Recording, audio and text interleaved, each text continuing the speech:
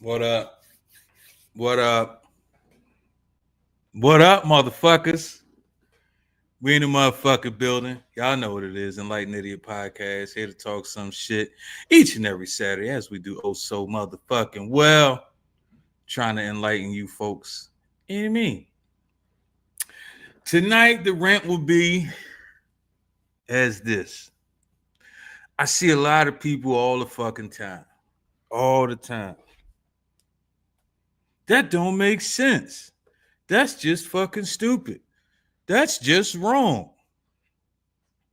Stop trying to tell a motherfucker that their opinion is so much more fucked up than your opinion.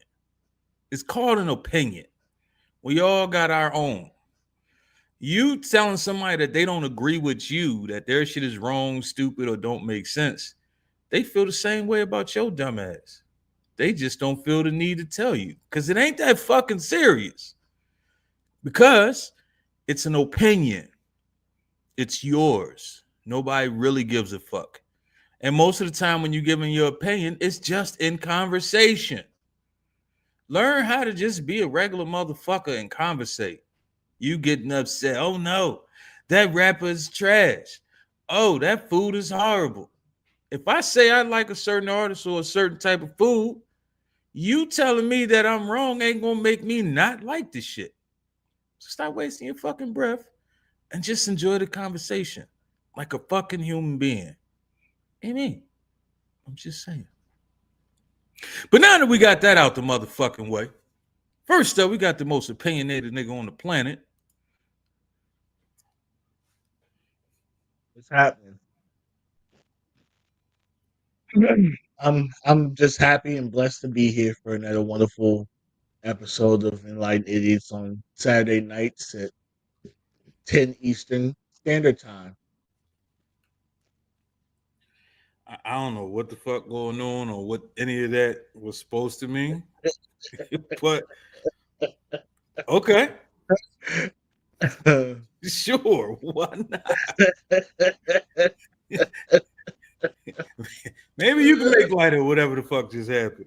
I'm gonna just say that I think that Mr. Desires, because I don't know his real last name, is having a midlife crisis moment, and First he of all, is. Mr. Desire is crazy. I ain't gonna hold you. No way I would have called him that shit with a straight fucking face and been okay with that shit. I don't know how you just did that. I really don't know how the fuck you just did that. It's easy. Cool. It's easy.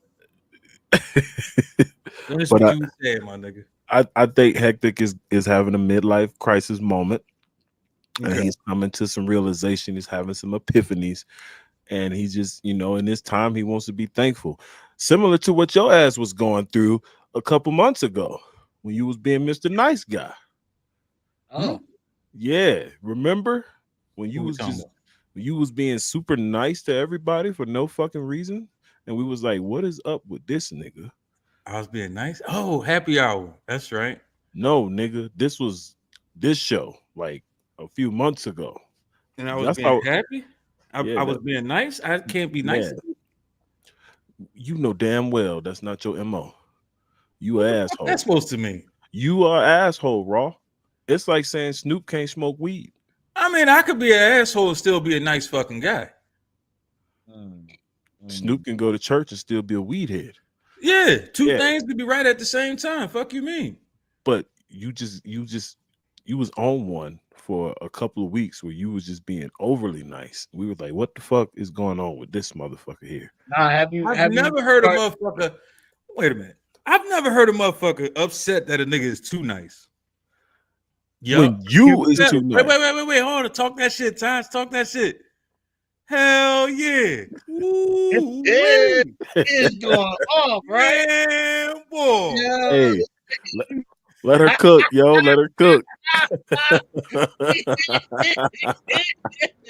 You know what it was? Because we was fucking with Hectic earlier in his mic. Yeah, that's what y'all asses get. Anywho, Mr. Desires is insane. I like it. I like it. They were Put some respect on the name. investigating. Put some respect on my name. And Raw being too nice, they were definitely concerned about you. Yo, I want y'all to see the name. It's like it was like a Make-A-Wish Foundation. One of the Make-A-Wish kids, like, yo, Yeah. you okay? For just Like, 10 cents a day and feed 11 children. So I was that fucking nice. Yeah. You was doing Operation Christmas Child and shit. So I should never be nice again, is what you telling me. Not to us. Mm. We All don't- I'm saying is, it's Tasha the Truth. I'm in this building today. Every you time change the name again? Every time we have a show about a rapper in reference to rap, I am going to have a different rap name. Tonight, I need y'all to respect Tasha the Truth. Please and thank you. I like that over Auntie Banger. Trap Banger was not my name. Banger wasn't my name. It just wasn't. I just want to know, why is it your name got to keep being a fucking sentence? Why you can't just have a name? What's up with the sentences? If you say it, if you make it flow, it sounds like it's just one word. Tasha the Truth. Like a pimp named Slipback, you have to say the whole thing. You gotta say the whole thing. A pimp named Slickback. So Yeah. Tasha's Trader Truth, your older brother. Say the truth. Is Trey the Truth a real person? Because if he is, then yes, he's my brother.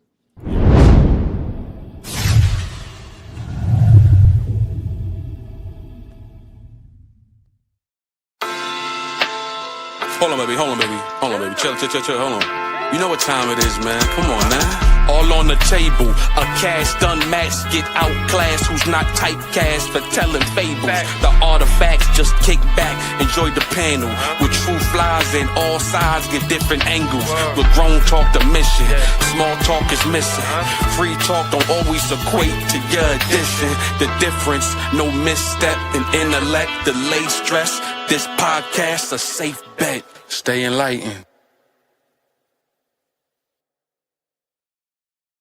She said, "Is Trader Truth a real person?" It's Y'all okay. ain't got no business in I ain't this. gonna hold you. That nigga voice is annoying as shit, though.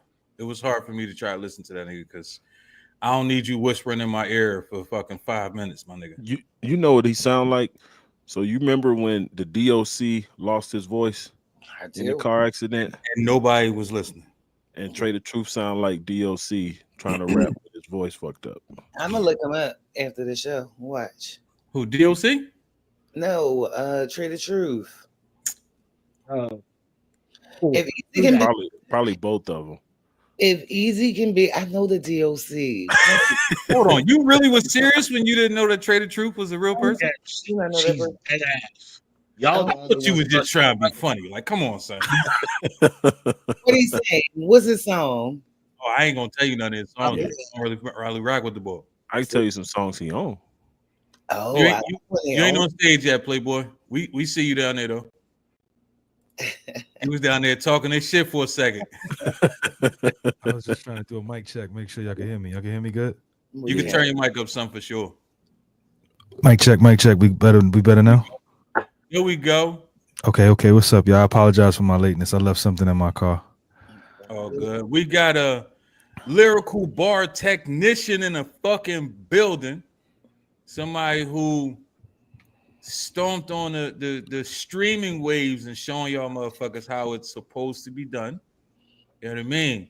If it wasn't for guys like this, a lot of y'all probably wouldn't be streaming or wouldn't be using social media the way that y'all is. But I know, I get it. I understand.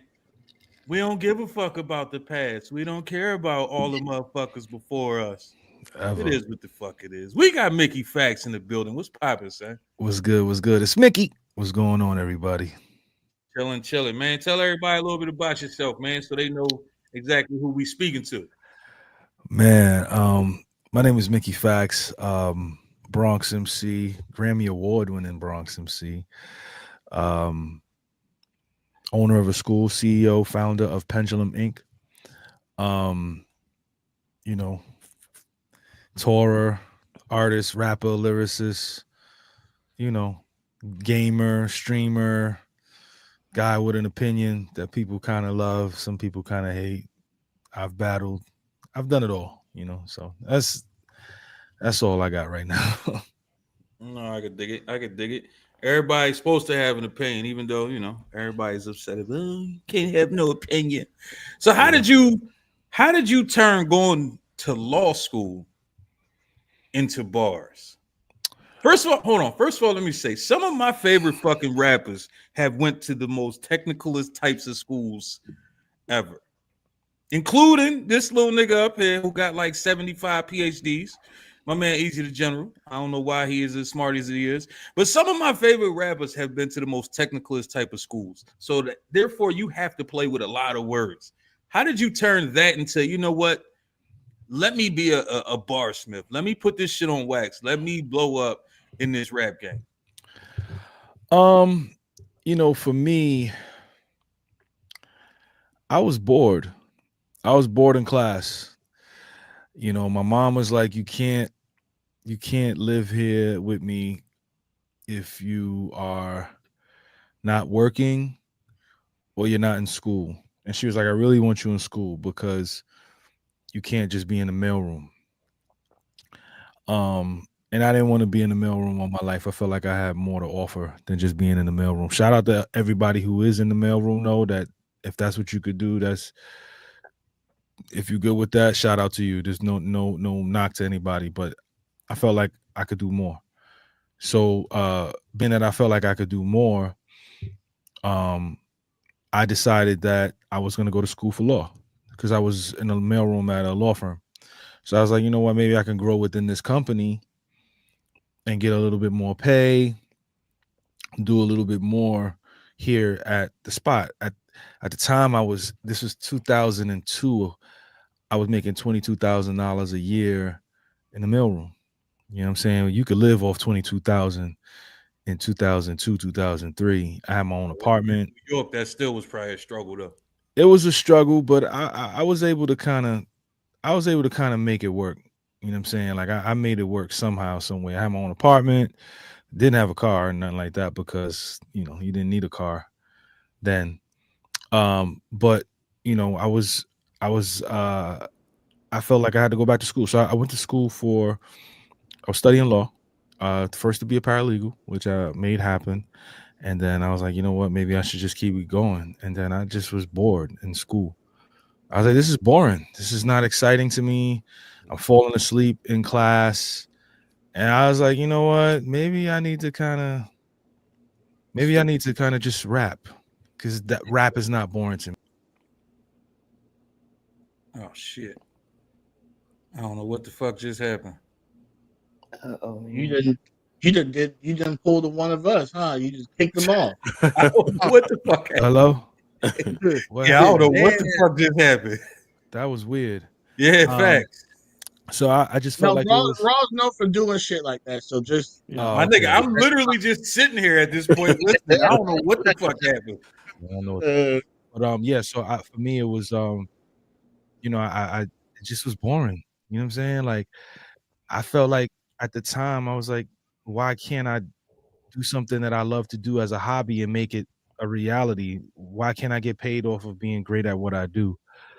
And for some reason that cockamamie idea turned into a reality, and I was able to turn it into a career spanning 17 years by the grace of God. You know what I'm saying? Just been living off of raps.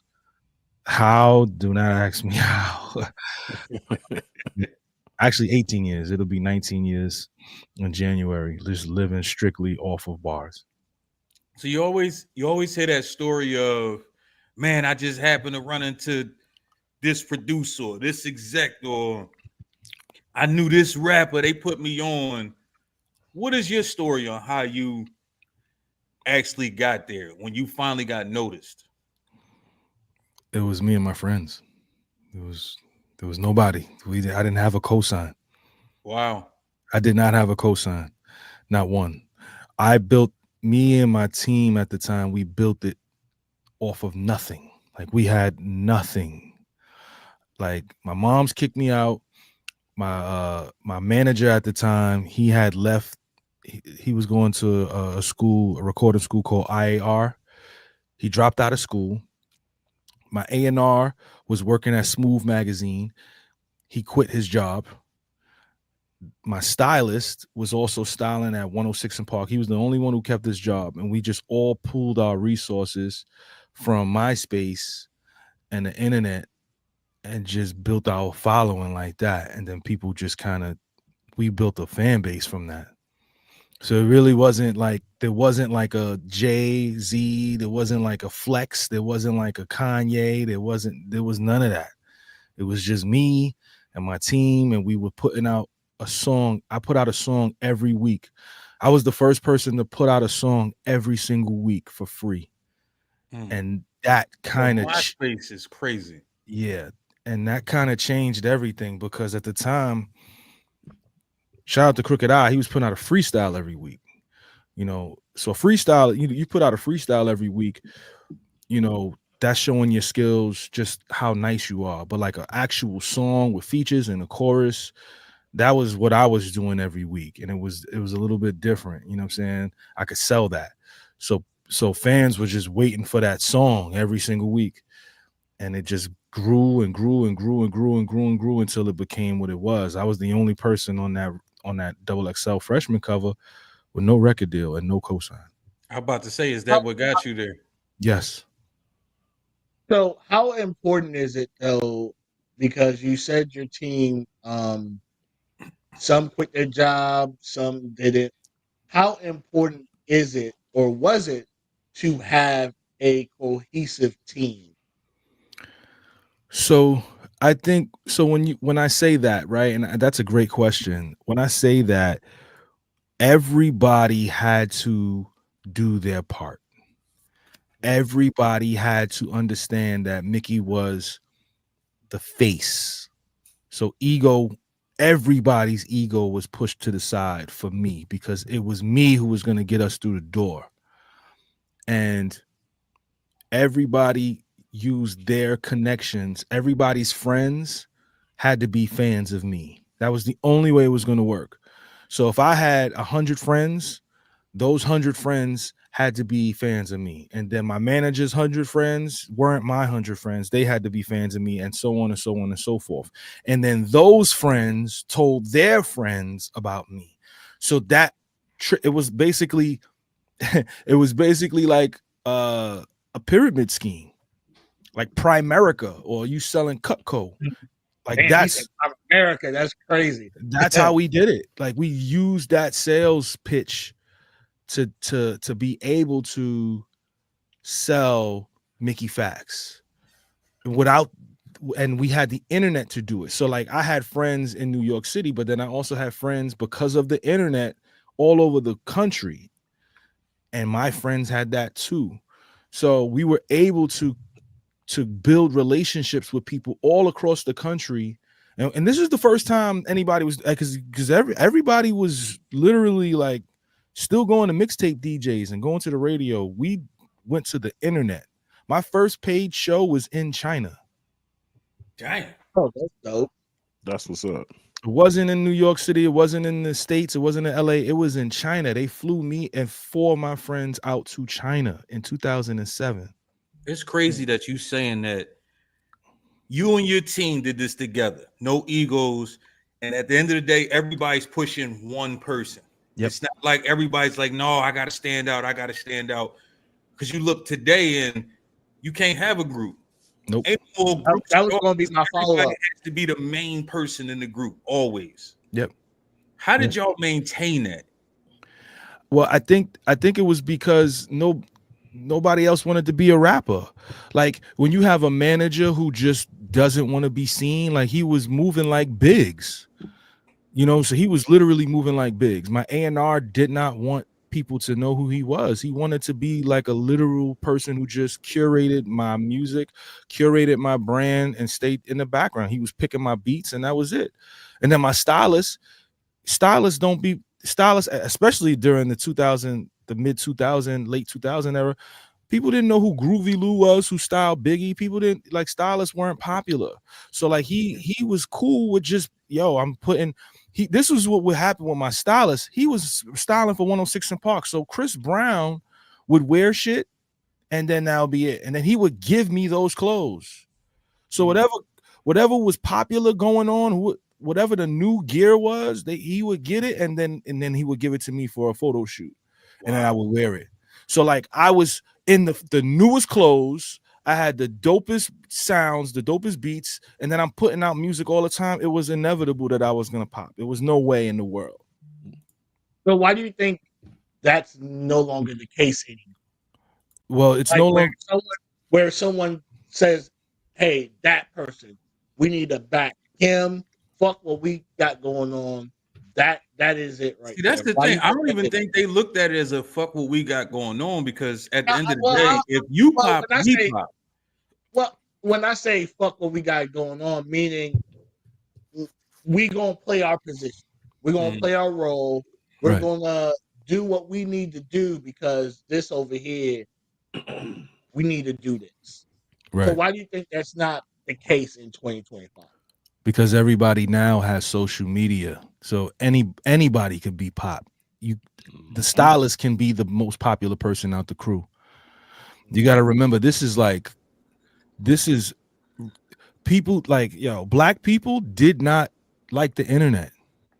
The hood was not online. The hood was not Brother online. is watching. Big brother is watching. The hood was not. It wasn't even that, Queen. It was like niggas just did not want to get on the internet. Like niggas is like, that's some nerd shit.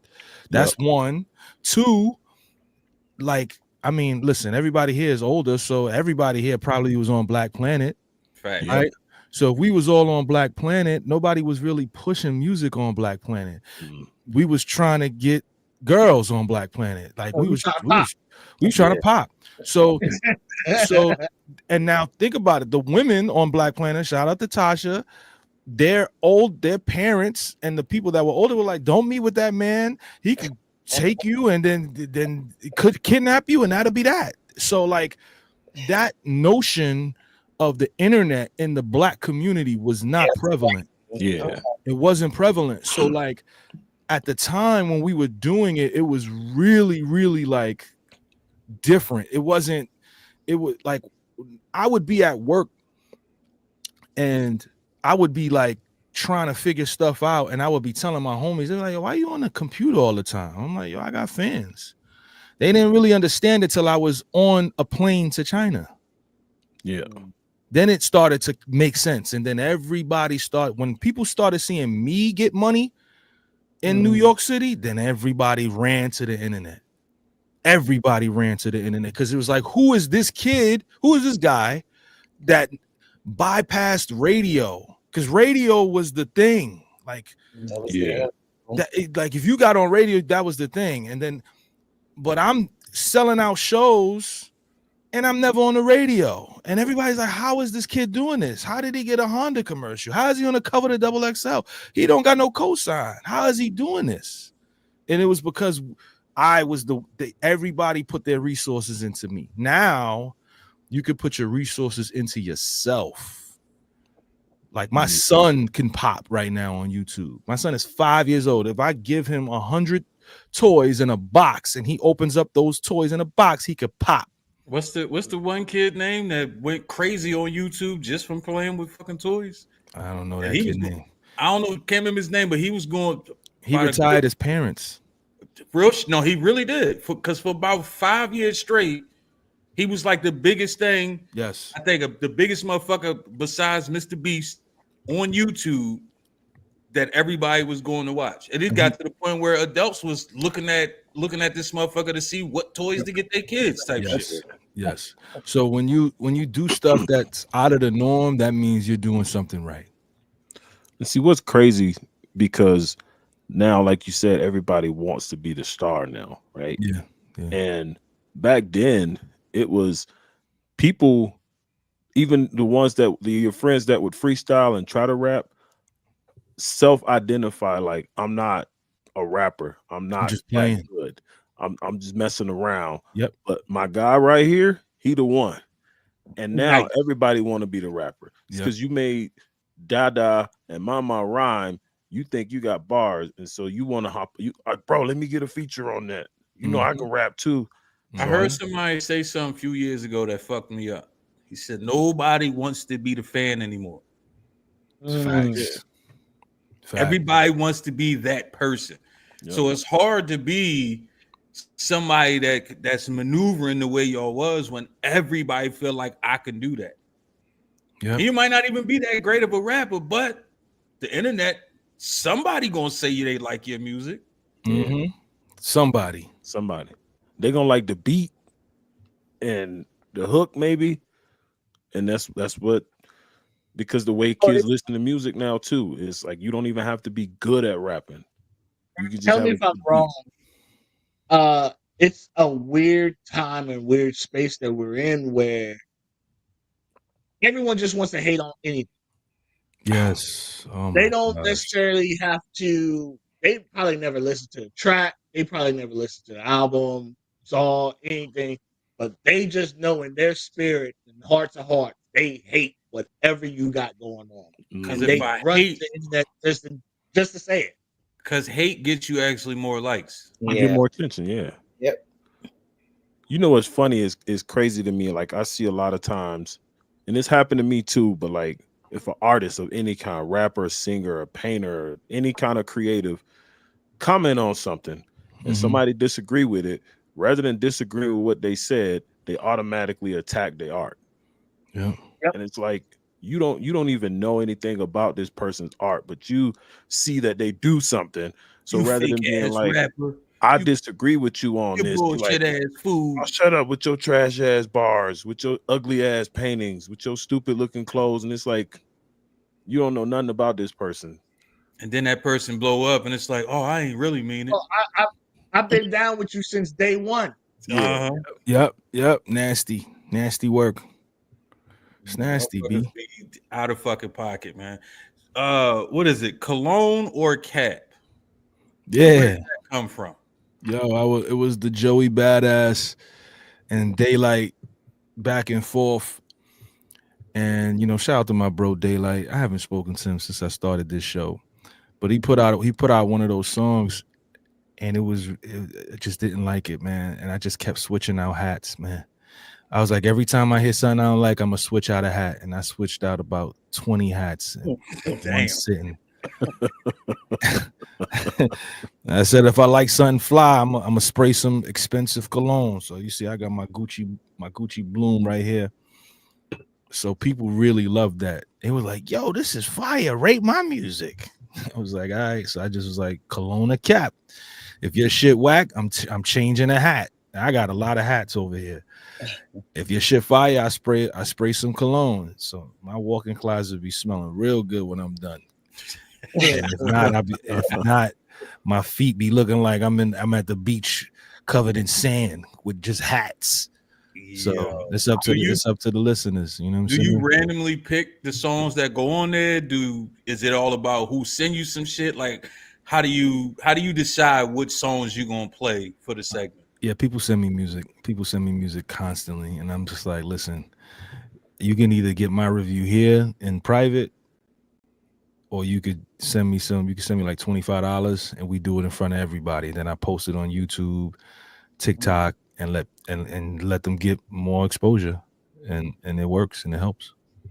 Okay. So do you ever get, because myself and Easy, we had a show, right? And we ain't the most famous motherfuckers. But Right. people would send their music in and want our opinions. Yeah. And we was honest. If we wasn't feeling it, we said we wasn't feeling it, and we explained exactly why we wasn't feeling it. It wasn't like we just like, oh, this shit trash, fuck out of here, quit rapping. It was like, nah, we ain't feeling it for this. We ain't feeling it for that. And it was honest critique. If the shit was fire, we said it was fire, whatever. Right. Do you ever get motherfuckers that sing you their music and then turn around and be upset when they hear your actual real live critique? Yeah. I've gotten a diss record to me. Oh shit. Yeah. Oh shit. Nigga took my review and put it as the intro to the diss record. Wow. So was the diss actually fire? Shit was even worse. It was even worse. and I did that, and I reviewed the diss record on Kelowna Cat for free for the nigga. That shit was trash. Hilarious. Yo, that's diabolical. It's like terrible.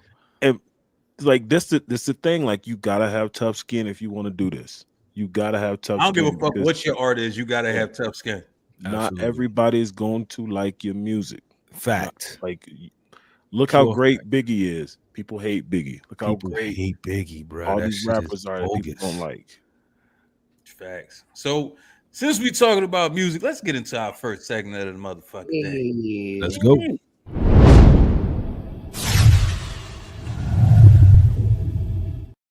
Nope. Wow, look at those graphics. Yeah. Hey. Yeah. Hey. Yeah. Hey. Yeah. Hey. Yeah. Hey. Yeah. Hey. Yeah. Hey. Yeah. Hey. Okay. All you hip hop junkies, you think you know hip hop? Well, tell me what happened today in 2005. Better yet, tell me what happened today in 1989. We know you don't know. That's why Easy about to break this day down in hip hop for you. Yo, I just got to shout out the way she says "we know you don't know" makes me crack up every time. Here's what's funny. When I sent her the script to read. She was like, "I can't do this." And when she sent it back, I said, "Yo, the fact that you couldn't do it and it came back this fire is crazy." Yeah, Shout out to Thrifty Rose. Shout out to Thrifty Rose. She ate on that. She ate. So, speaking of shout outs, we're gonna get some happy birthdays. Today, Young Thug was born so many years ago. Shout out to the Slime. Happy birthday. Happy birthday to a name I have not heard mentioned said in a long time. Charlie Baltimore. Yo, what up? Go, Miss Baltimore. Her daughter's a DJ. Her daughter's a DJ now. That's what's up. I wonder what Charlie's doing with her fine ass. I know she's still fine. She definitely still fine. And her daughter fine as hell too. I seen that motherfucker on stage, cuz I ain't even gonna hold you. We ain't gonna get into the story though. Did you want to get a whiff? Hey, let's don't and say we did. Go ahead. Yeah. Also celebrating birthdays this week on the 12th. It was Del the Funky Homo Sapien. Rest in peace, my guy. And then Black Milk celebrated a birthday on August 14th. Shout out to Black Milk. Definitely underrated. For sure. Releases from this week. Today is the anniversary of the Quality Control Records Control the Streets Volume 2. Debuted at number 3 on Billboard on this release. A year ago today, Tanashi, even though it's R&B, but you know R&B and hip hop kind of merge together these days. So Tanashi's Quantum Baby debuted at 61 on Billboard. August 14, 1990, NWA dropped 100 Miles and Running. And that was kind of the start of the end for them because Ice Cube just did them boys wrong. He just did them wrong. But shout out to NWA. And in 1991, on August 13th, Cypress Hill debuted with their album self-titled Cypress Hill. Significant moments in hip-hop. Actually, there are 3 really big events happening today. As we speak, the National Hip Hop Museum is hosting week-long happy hours in DC that are celebrating hip-hop all week long. Cypress Hill tonight is headlining the Dank Days Summer Tour in Connecticut. They got Lupe Fiasco, Farside, and Atmosphere on the bill also. And then the Universal Hip Hop Parade was today in Brooklyn. So I didn't even know that was a thing, but apparently it's the longest standing parade that celebrates any genre of music, which is crazy. Dope though. Yeah. So I'm gonna have to make my way out to it one time. I gotta check that out. Also did not know we had a National Hip Hop Museum. All this time I've been to DC. I didn't know that. So I'm gonna have to check that out too. Didn't know that shit. And I feel some type of way I didn't know. For facts. So 1986, Run DMC's Raising Hell debuted at number 1 on the Billboard Top Black Albums. I'm glad we have moved to a time where that is no longer a category. Like, you know, we still got a lot of work to do. Will Smith in 97 went on a 4-week run starting on this day with Men in Black on the UK singles charts. Shout out to Will Smith. And people don't understand how huge that is. Like, the UK is big. Like, it's not just England. It's all of the European Union, especially at that point in time. And then rest in peace to Auntie Aretha Franklin, passed away on this day in 2018. You know what I'm saying? If it were not for her, we would not be putting respect on anybody's name. Shout out to Auntie. Let's get it. That's this day in hip hop. So we giving her that Birdman was John. short. I got you. Yeah. I mean, I know it ain't hip hop, but it's Auntie. And we sample her shit, so she might as well be. This day in hip hop is probably one of my favorite segments. Thank you so much, Easy. I agree. Aw. I love it. Oh, God, y'all so sappy. Mr. Factz. What up? Factz. My nerves. What up? So you've described hip hop as your birthright, rooted in your family history. How Yes. does that legacy influence your current creative decisions and your mentorship approach? I mean, you know, my dad rapped to me when I was in the womb.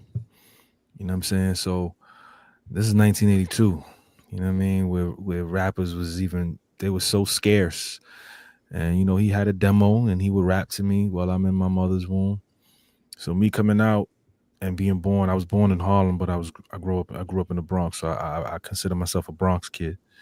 And just upholding that legacy of Fat Joe, Pun, KRS-One, you know, Drag On, etc., Remy Ma, and then obviously myself, and then people that came after me, Fred the Godson, rest in peace. Yo, rest in peace. Yeah. Yeah. A Boogie with the hoodie, you know what I'm saying, and everybody else, you know, Cardi B, and anybody else that, you know, that pulled up after me. And I felt like, you know, I did my best to kind of be as popular as I could be. And, you know, when you see that things aren't going the way that they should, you got to pivot. And I pivoted to, you know, starting a school. And I felt like that's kind of keeping the legacy going, even though I still do make music, but I do that just strictly for my fans. And, you know, the school is going to outlast me, you know what I'm saying? So like, that's essentially that legacy that I wanted to kind of leave to continue to go on, you know? Good shit. You spoke on your dad. How do you reflect on that early musical influence as you mentor others now? I mean, you know, he was inadvertently mentoring me, you know, and I feel like every chance I get to kind of speak to people, to encourage people, to inspire people, to work with people is a blessing. Because I could be doing anything else. I could be in a law firm. I could be anywhere else. But I'm just grateful. I'm so grateful. I don't think people understand how grateful I am and humbled I am to be able to partake in this beautiful culture, right? That launched so many different careers, even from rappers to managers to publicists to stylists to everything. You know what I'm saying? I'm just grateful to be here. And I'm glad that I have a voice, and knowing that I have a voice, I know that there's a responsibility that comes with that voice. Absolutely. You know, and I try to uphold that. You know, it's difficult in this era of social media. The wrong word type could get you out of here, but that's the thrill of it. That's the thrill of it all. You know, you still got to do it. You know what I mean? And you know, your opinion might not align with everybody's, but shoot, we not a monolith, so it's all good with me. Yeah, let's talk fact checks. That series has become a fan favorite. Yeah. Excuse me. Share the concept with us of how it originated, what you're hoping to achieve with it. Yeah. So the facts check for me is just going on social media and finding somebody that's talking about lyricism and trying to break it down, or reviewing an album that came out that I feel is not getting the light that it should. So I just recently did one with Shauna and her artist L Streets. You know what I'm saying? And it's a shame the era that we in, right? Where if I just do the review, it ain't gonna get no love. You know what I'm saying? But if I do the review and say that she better than Cardi B, because Cardi B put something out, now it gets the people talking. And it's a shame that that's how it has to be. But you know, we got to do what we got to do to support the people that we rock with. And if I got to take the tomatoes and the lettuce heads in order for my sister, because you know, Shauna's sis, well, fine stuff. That's sis. You know what I'm saying? And I'm texting her, and she like, look, man, I love it, but I can't co-sign it. But I love it. Thank you for shedding light on the music. And I think it's a shame that people are not people didn't know. Like people didn't know she dropped. You know what I'm saying? Like when I said what I said, people was like, "Yo, Shauna got some new shit out." People didn't even know. And I think if I'd have just been like, "Yo, this new Shauna shit fire," like that shit wouldn't have did nothing. Sadly, the algorithm is just not. She's definitely one of the most underrated female. Yeah. She is outrageous, and it is big nasty facts. with it, like crazy with it. I was a big Shauna fan back in the day. Like, why do you think that is though? Why do you think you couldn't just say, "Hey, Shauna dropped an album, go listen to it"? You had to sprinkle a little bit of messiness in it, be clickbaity for social media, for it to get the push that you felt it deserved. I just feel like I just feel like we in an era right now where people like drama and people everybody's opinions needs to be heard. Even a random person with no picture on their page on Twitter and Instagram, they feel like they need to be heard. You know what I'm saying? And it's foolish. I didn't come up in that era, man. I'm sorry. Even on Black Planet, if I ain't seen no photo on you, ma, I'm not trusting that voice. I don't know who you are, queen. Yeah. You know what I'm saying? So like, well, now we in an era where everybody's voice low key kind of like matters a little bit. Like their comments matter. So everybody want to be heard, and it's a shame, but people. It's wild, man. Like I saw it today. Like, well, not today. It was yesterday. I was just sitting back thinking about Biggie. Rest in peace to Biggie. And again, all of us here, we grew up in the Biggie era. Absolutely. We know what 9-4 to 9-7 was. We know what that was. It was massive. And and I said in the tweet, I was like, and again, I was just celebrating him because I was just thinking about it. I was like, yo, this brother put out a double album. He wrote a lot of Kim album. He wrote the majority of Junior Mafia album. He wrote a majority of Diddy's album.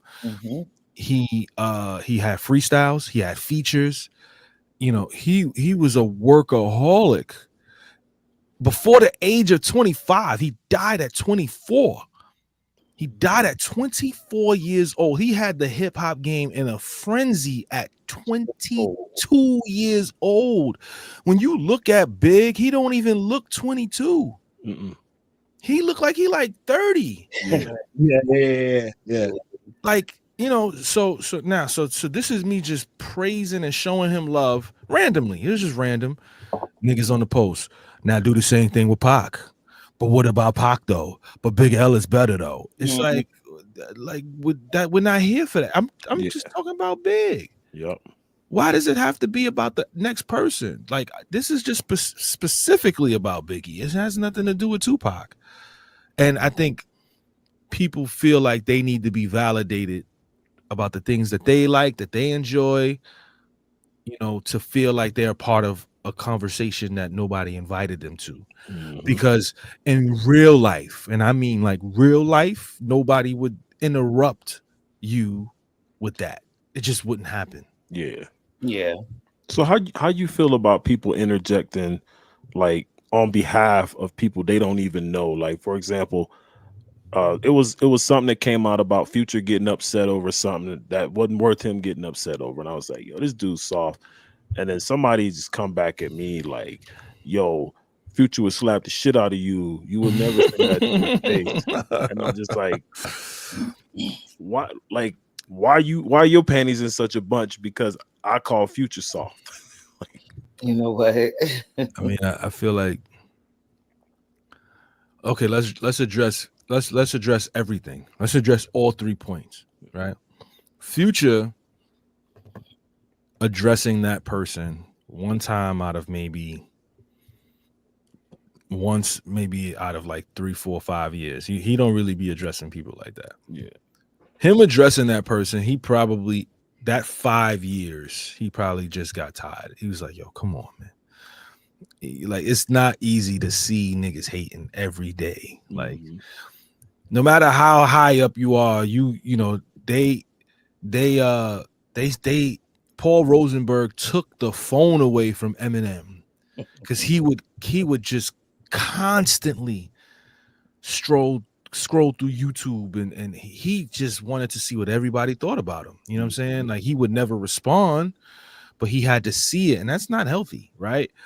So I give Future some lenient, like I give him some leeway with that, because he probably just snapped one day and was like, fuck it, I'm gonna say something to this nigga and make him famous. Cool. You saying, yo, this nigga soft because he responded to somebody, that's your opinion. It might be out of pocket, mainly because it's like, this nigga don't, I could see if he was like Kevin Durant making a fake page and cooking niggas or just getting emotional about it. He was probably just for the shop and he saw a nigga hate it. Like, I just probably spent 30,000-40,000. This nigga Easy the General talking about this, I'm soft. Fuck out of here, right? But he ain't say it to you, but that's just what you saying. Now his fan being his security guard is ultra weird, because why are you here? This has nothing to do with you. This is me just voicing my opinion, and people feel like your opinion, they're a part of your opinion when that's not how it should be. But you know, we're in the internet era. Once it goes into the ether, everybody is subject to kind of respond to it. So that's why I try my best to kind of not antagonize people online, because then it could turn into like you can just go down a tunnel of hate, and next thing you know, you out of your position for saying the wrong thing. So that's why I try, when people try to shit on me online, I try my best to convert them, and if I can't, I stop. Yeah, that's it. That's it. What's up. So you call every day an adventure, right? Looking back, what's one pivotal moment that shaped the direction you're on today? Man, I got a couple of them. It's so many. It's so many days that just turned into adventures. Oh man. Good days or bad days? What you want to hear? What you want to hear? You give me what you got. Let's go one of each. One of each. All right, I'll give you a bad day. Bad day. Last day on a Lupe Fiasco tour in 2013. We was in Baltimore. And I'll never forget this. We was on tour for about 3 weeks. I probably made about, at that point, I probably had made about $9,000 really quickly, because I was an opening act. I made about $9,000. I had to take a bus to get home. I got home and the manager kept all the money. So now I needed that money, obviously. And I remember having $4.14 in my bank account when I was back in New York. 414. And let's go. I retired. I quit. I was like, I can't do this anymore. You know what I'm saying? Because I had $90,000 in the bank at the time, just chilling. And I should have put it in the stock market, but that's another story for another day. And, 2013, I just kind of, I had left the label. I was a little depressed. I just wasted my 2013. I just wasted it. I just didn't do anything that entire year. I just stayed in the crib. I was on Facebook every single day. Just wasted my entire year. And I paid my rent for the year, and I just stayed in the crib. And I needed that tour to kind of get me back on track. So when I didn't get that money, I quit. And I tried to get a job. I didn't have you know what I'm saying? I didn't have the money I didn't have the work experience to get a job. I couldn't get a job. So I had to come back to rap. So that's a bad experience, right? Okay. Honestly, a good experience for me was reaching out to Masterclass to teach. And I was like, yo, man, I would love to teach lyricism on your platform. And I DM'd them. And they responded with, don't call us, we'll call you. Wow. I said, oh, what? I watched this. I made Pendulum Ink. That was a moment Crazy. that shifted my life. That's right. So you brought up Lupe. Yeah. Right? Yeah. And for years, I've been telling people Lupe pen is fucking dangerous. And everybody keeps saying, nah, man, he kick push nigga. I said, bro, if you never listen to this nigga's album, clearly you don't know how dangerous this dude's pen game is. And I seen you in a whole heated debate. Mm-hmm. So, as somebody with penmanship, please explain to these motherfuckers how you feel about my nigga Lupe. I think Lupe is one of the greatest lyricists to ever walk planet Earth. You know, he is unbelievable. And, you know, it's a shame no that bars, no kill you bars, no crack bars. Just and still crazy. Still crazy. I feel like people that don't know, they just heard the singles. Mm-hmm. They heard Kick Push. They heard Superstar. They heard Paris and Tokyo. But like, you start diving into this man's catalog Little and Terry how got that gun nigga from the store. Man, that's my shit, Road man. Weapon, Dumb It Down, Mural. Yeah. That boy go crazy. And, you know, that's my man. Point blank period. You know what I'm saying? And I defended him. They was like, yo, who has the better, you know, everybody was saying Kendrick had the better pen. And I was like, I don't believe Kendrick has the best pen. You know what I'm saying? And they was like, who? And I was like, Lupe. And I was like, you could check the comments. And the comments was all agreeing. Even Kendrick fans was like, yo, can't even lie. That's that nigga Lupe. Lupe's pen is nuts. I think people get so caught up in what's on the radio. Mm-hmm. So they got to be the hottest motherfuckers because they on the radio. And I'm like, bro, if the radio is telling you only what to listen to, mm-hmm. then clearly you don't know hip hop, you don't know music. You're not a fan. You're a listener. Yep. Even when I heard Kick Push, and I'm listening because that song is lyrically amazing. Yep. And the story and how he tells the story in Factz. That song, and I was like, if this on the radio, let me go listen to the album. Yeah. Like, he is uber talented. I think some people get caught up in how can I say it? All right. Somebody specifically said to me one day, if a nigga ain't talking about crack or street shit, he can't say nothing hot. And I'm like, you tripping. Because Common Pen is crazy and he don't talk about none of that type shit. None of it. Kendrick too. Oh, it's a lot of niggas. I know a lot of motherfuckers that can't stand Kendrick and they can't stand J. Cole. And I'm like, bro, clearly y'all niggas don't actually listen to music. Yeah. If you telling me when niggas tell me that J. Cole is trash, I just stop talking. Like, there's nothing for us to talk about at that point. But you telling me Cole is trash is nothing we can say at that point. There was a time where Cat said Nas was trash because he was too smart. Wow. Even Jay put out a smart ass album and everybody loved it. Yeah. Even Jay tried to take a shot. Like, because a nigga wear a kufi don't mean he bright. And it's like, that nigga is intelligent and he's nice on the mic. Yes. Like, as somebody that's been in the game for a minute, as somebody who has a crazy pen game, as somebody who has been around, them niggas is crazy. Them niggas lyrically, them niggas is ridiculous. Yeah. Like that shit don't make no sense how nice them niggas is. Mm-hmm. But as somebody that has accolades, all that type of shit, right? I really want to hear your answer to this question.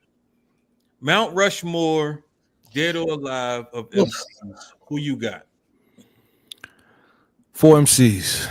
And yet Mount Rushmore means they ain't got to be in order. It just got to be your 4. They the creme de la creme. This is everybody else has to meet this level to be a great MC.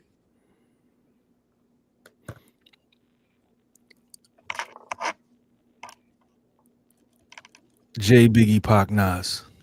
J Biggie Pac Nas. I mean, if you gotta have a Mount Rushmore, that's That's my Mount Rushmore. If you gotta have one. It's Jay. It's not an order either. It's Jay, Biggie, Pac, Nas. That covers everything pretty much. You know, yeah, Jay, Biggie, Pac, Nas. Before we go to our break, I need to know, right, from you. Does longevity make you a great MC? Or is it the bars that make you a great MC? Or is it the way you put a song together that makes you the great MC? What is it that makes you a great or legendary rapper, MC, whatever you want to call it? So I feel like I'm a great MC, right? I don't feel like I'm a legendary MC. People feel that my fans and some people that listen to me may feel that way, but I don't feel like I'm a legendary MC. I don't have a critically acclaimed platinum album that a million people just, bump. So I never got that opportunity to have that. I just feel like I'm a great MC. A lot of that is the bars, the longevity, the catalog, right? So like I can say that confidently with no pushback from anybody. There won't be any pushback. Even niggas that don't like me be like, yo, I don't like that nigga. He corny, but yo, that nigga could rap. Fuck it.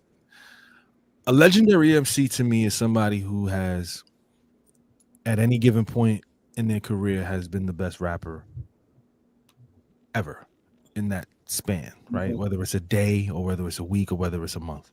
I have a hell of a question now. Keep going. So like, I feel like legendary MCs, like they were able to kind of do it. They did it on a high level. They got the opportunity to showcase their talent, and a lot of people agree with it. So like somebody like we got somebody, okay, so like if we can compare it like with Kendrick and Big Pun, right?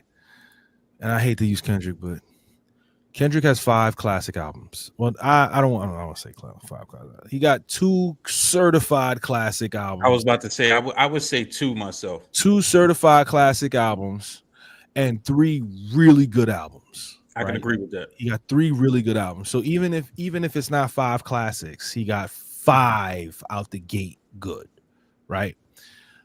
Whereas a Big Pun, he has 1 classic, certified classic, and 1 it's cool. He got 1 cool album. It's not a classic, but people will swear by Pun that he's a legendary MC, right?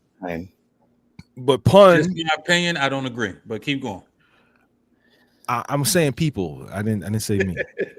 So I personally feel like Big Pun from 1997 to about 1999, right before he died, he was cooking. He did really well.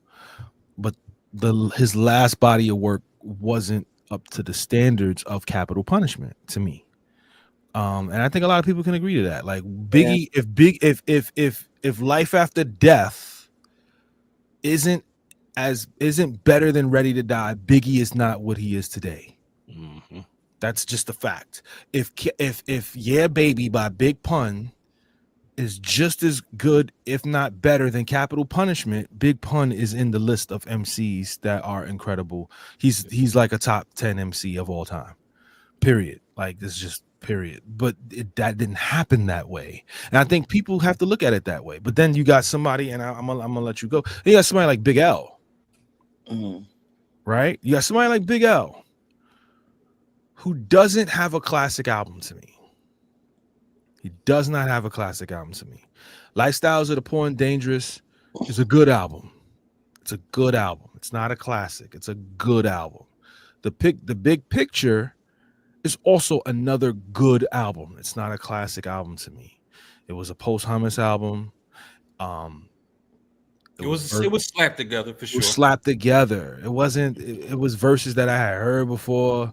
Mm-hmm. You know what I'm saying? So like we never really, but people base his potential and his freestyles and his features as him being like a top 5 MC. It's just bonkers to me. So I feel like top 5 dead or alive, he's number 3 for me. So I get it. Big L is top 5 dead or alive. Yeah, he's number 3. For me, yes.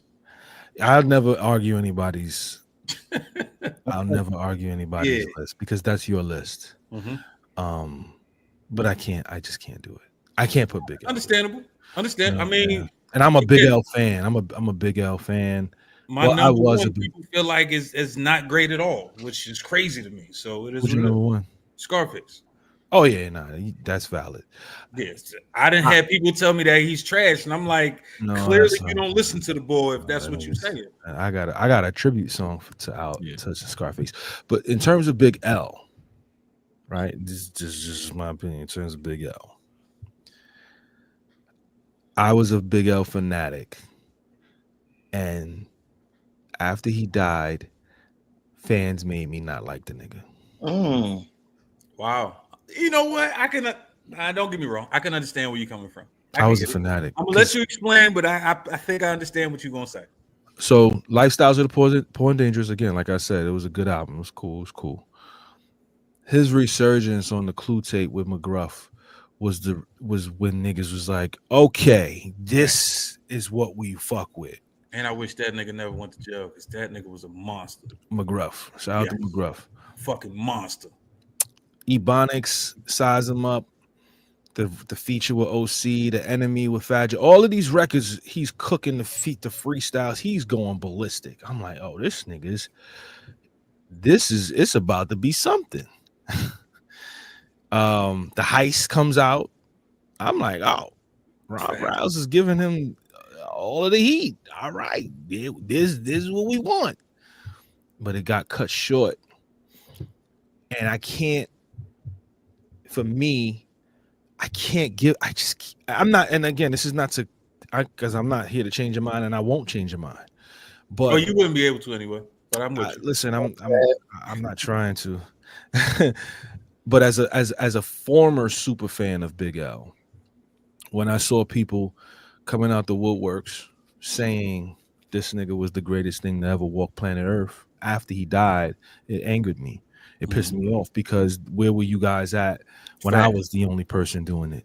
And it was something that Common said to me backstage at Rock the Bells. He was like, I was friends with Dilla, and niggas did not fuck with Dilla like that. They didn't have him as this greatest producer of all time. And if they did, I didn't see it. And after he died, everybody came out the woodworks. Something that pissed me the fuck off is when Nipsey died and everybody talked about how much he was a legend and nobody was listening to his music. And I'm like, yo, I was listening to this nigga when he was just really getting started with his mixtapes, and them shits was crazy. Bullets and ain't when got I no name. said nigga name, yo, you gotta check out this nigga Nipsey from Cali, boy, crazy. Oh man, I ain't listening to that shit. But then all of a sudden after he died, oh, he was the greatest rapper ever. Yeah. Come on. Yeah. I hate when motherfuckers do that shit. So I get what you say. I hate that. So that's the only reason why I don't have him as high as a lot of people would have Big L. On top of the fact that he was recycling his freestyles so much, like he would use the freestyles on songs and vice versa. I just was like, it's just not enough material. People say Biggie don't got enough material. That nigga ain't got it. No, facts. God damn. I kind of blame that on Clue because motherfuckers don't realize a lot of X songs I heard them as freestyles as well. Yeah. So, but it is what it is. Let's take our motherfucking commercial break. Y'all know what it is. We'll be right back. When we come back, we're going to get into Pendulum Ink because we need to know what's going on with that, what's popping with that, what it is. Absolutely. And I think this is something that motherfuckers need to know about. You got a youngin' that's out there doing their thing, you definitely might want to bring them to the TV and have them sit down and watch with you. Yeah, let's do this. And me.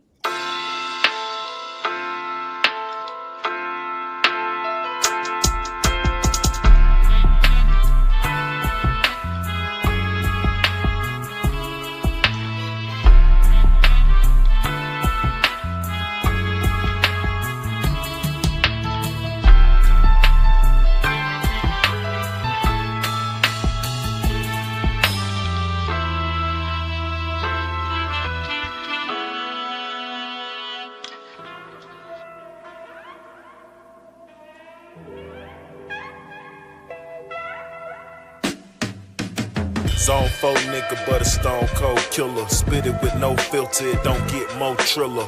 Heart of a gorilla, spirit of dope dealers. Yeah, they talk pretty tough, but it's really smoke and mirrors. King like Clifford, but I ain't from Bankhead, where we give a fuck about a president that ain't dead. Where the big homie Bone Crusher said we ain't scared. You better guard your bowl if your dog ain't fed. We yell rise up when them birds touch down. Keep your head on the swivel if you come from out of town. It's what you get when mixing 3 stacks with H-Rap Brown. Them alphabet boys come and kick the dough down. So, hey, be cool. You see these boys rhyme round with the tools. Gas tank on E, get F'd out your shoe. These G's act a fool. Got H pills, soft, hard, anything that move. Can eyeball a zip, they from gladiator school. Born to serve J's and the K's go boom. Got the elbows on the front street, be discreet. Trying to get an M, but YN's on the creep. Got O's in the Jeep, but I stay pushing P like I'm in a scuffle with the CEO of QC.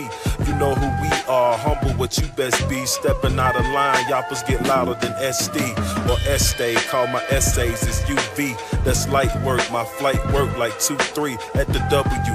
Me and my ex and a new freak on Gorilla Glue. Beating my chest, a true beast. In the opposition, get cracked with the blicky. Water whip, watch the work get menage like Nicki. Stumping in that red clay, shit could get sticky. I'm the hardest out the South, that's facts, ask Mickey.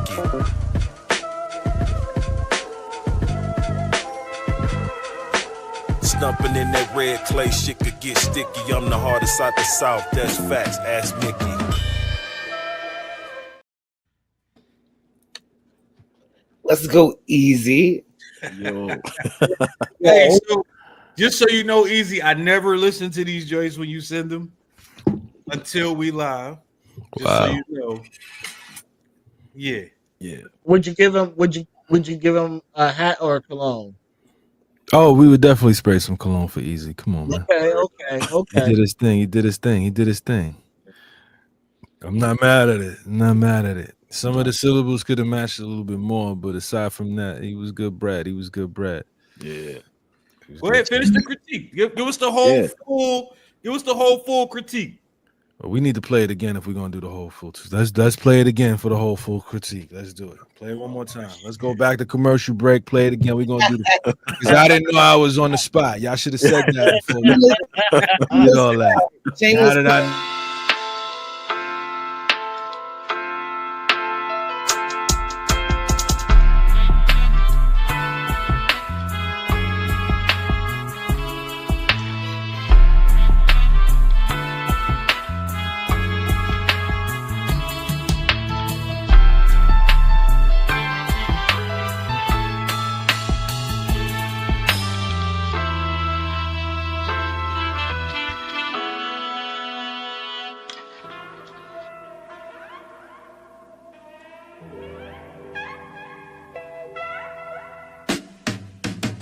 Zone 4 nigga, but a stone cold killer. Spit it with no filter, it don't get more triller. Heart of a gorilla, spirit of dope dealers. Yeah, they talk pretty tough, but it's really smoke and mirrors. King like Clifford, but I ain't from Bankhead, where we give a fuck about a president that ain't dead. Where the big homie Bone Crusher said we ain't scared. You better guard your bowl if your dog ain't fed. We yell rise up when them birds touch down. Keep your head on the swivel if you come from out of town. It's what you get when mixing 3 stacks with H-Rap Brown. Them alphabet boys come and kick the dough down. So, hey, be cool. You see these boys rhyme round with the tools. Gas tank on E, get F'd out your shoe. These G's act a fool. Got H pills, soft, hard, anything that move. Can eyeball a zip, they from gladiator school. Born to serve J's and the K's go boom. Got the elbows on the front street, be discreet. Trying to get an M, but YN's on the creep. Got O's in the Jeep, but I stay pushing P like I'm in a scuffle with the CEO of QC. You know who we are, humble what you best be. Stepping out of line, yappers get louder than SD or S-Stay. Call my essays is UV. That's light work, my flight work like 2-3 at the W. Me and my ex and a new freak on Gorilla Glue. Beating my chest, a true beast. In the opposition, get cracked with the blicky. Water whip, watch the work get menage like Nicki. Stumping in that red clay, shit could get sticky. I'm the hardest out the South, that's facts, ask Mickey.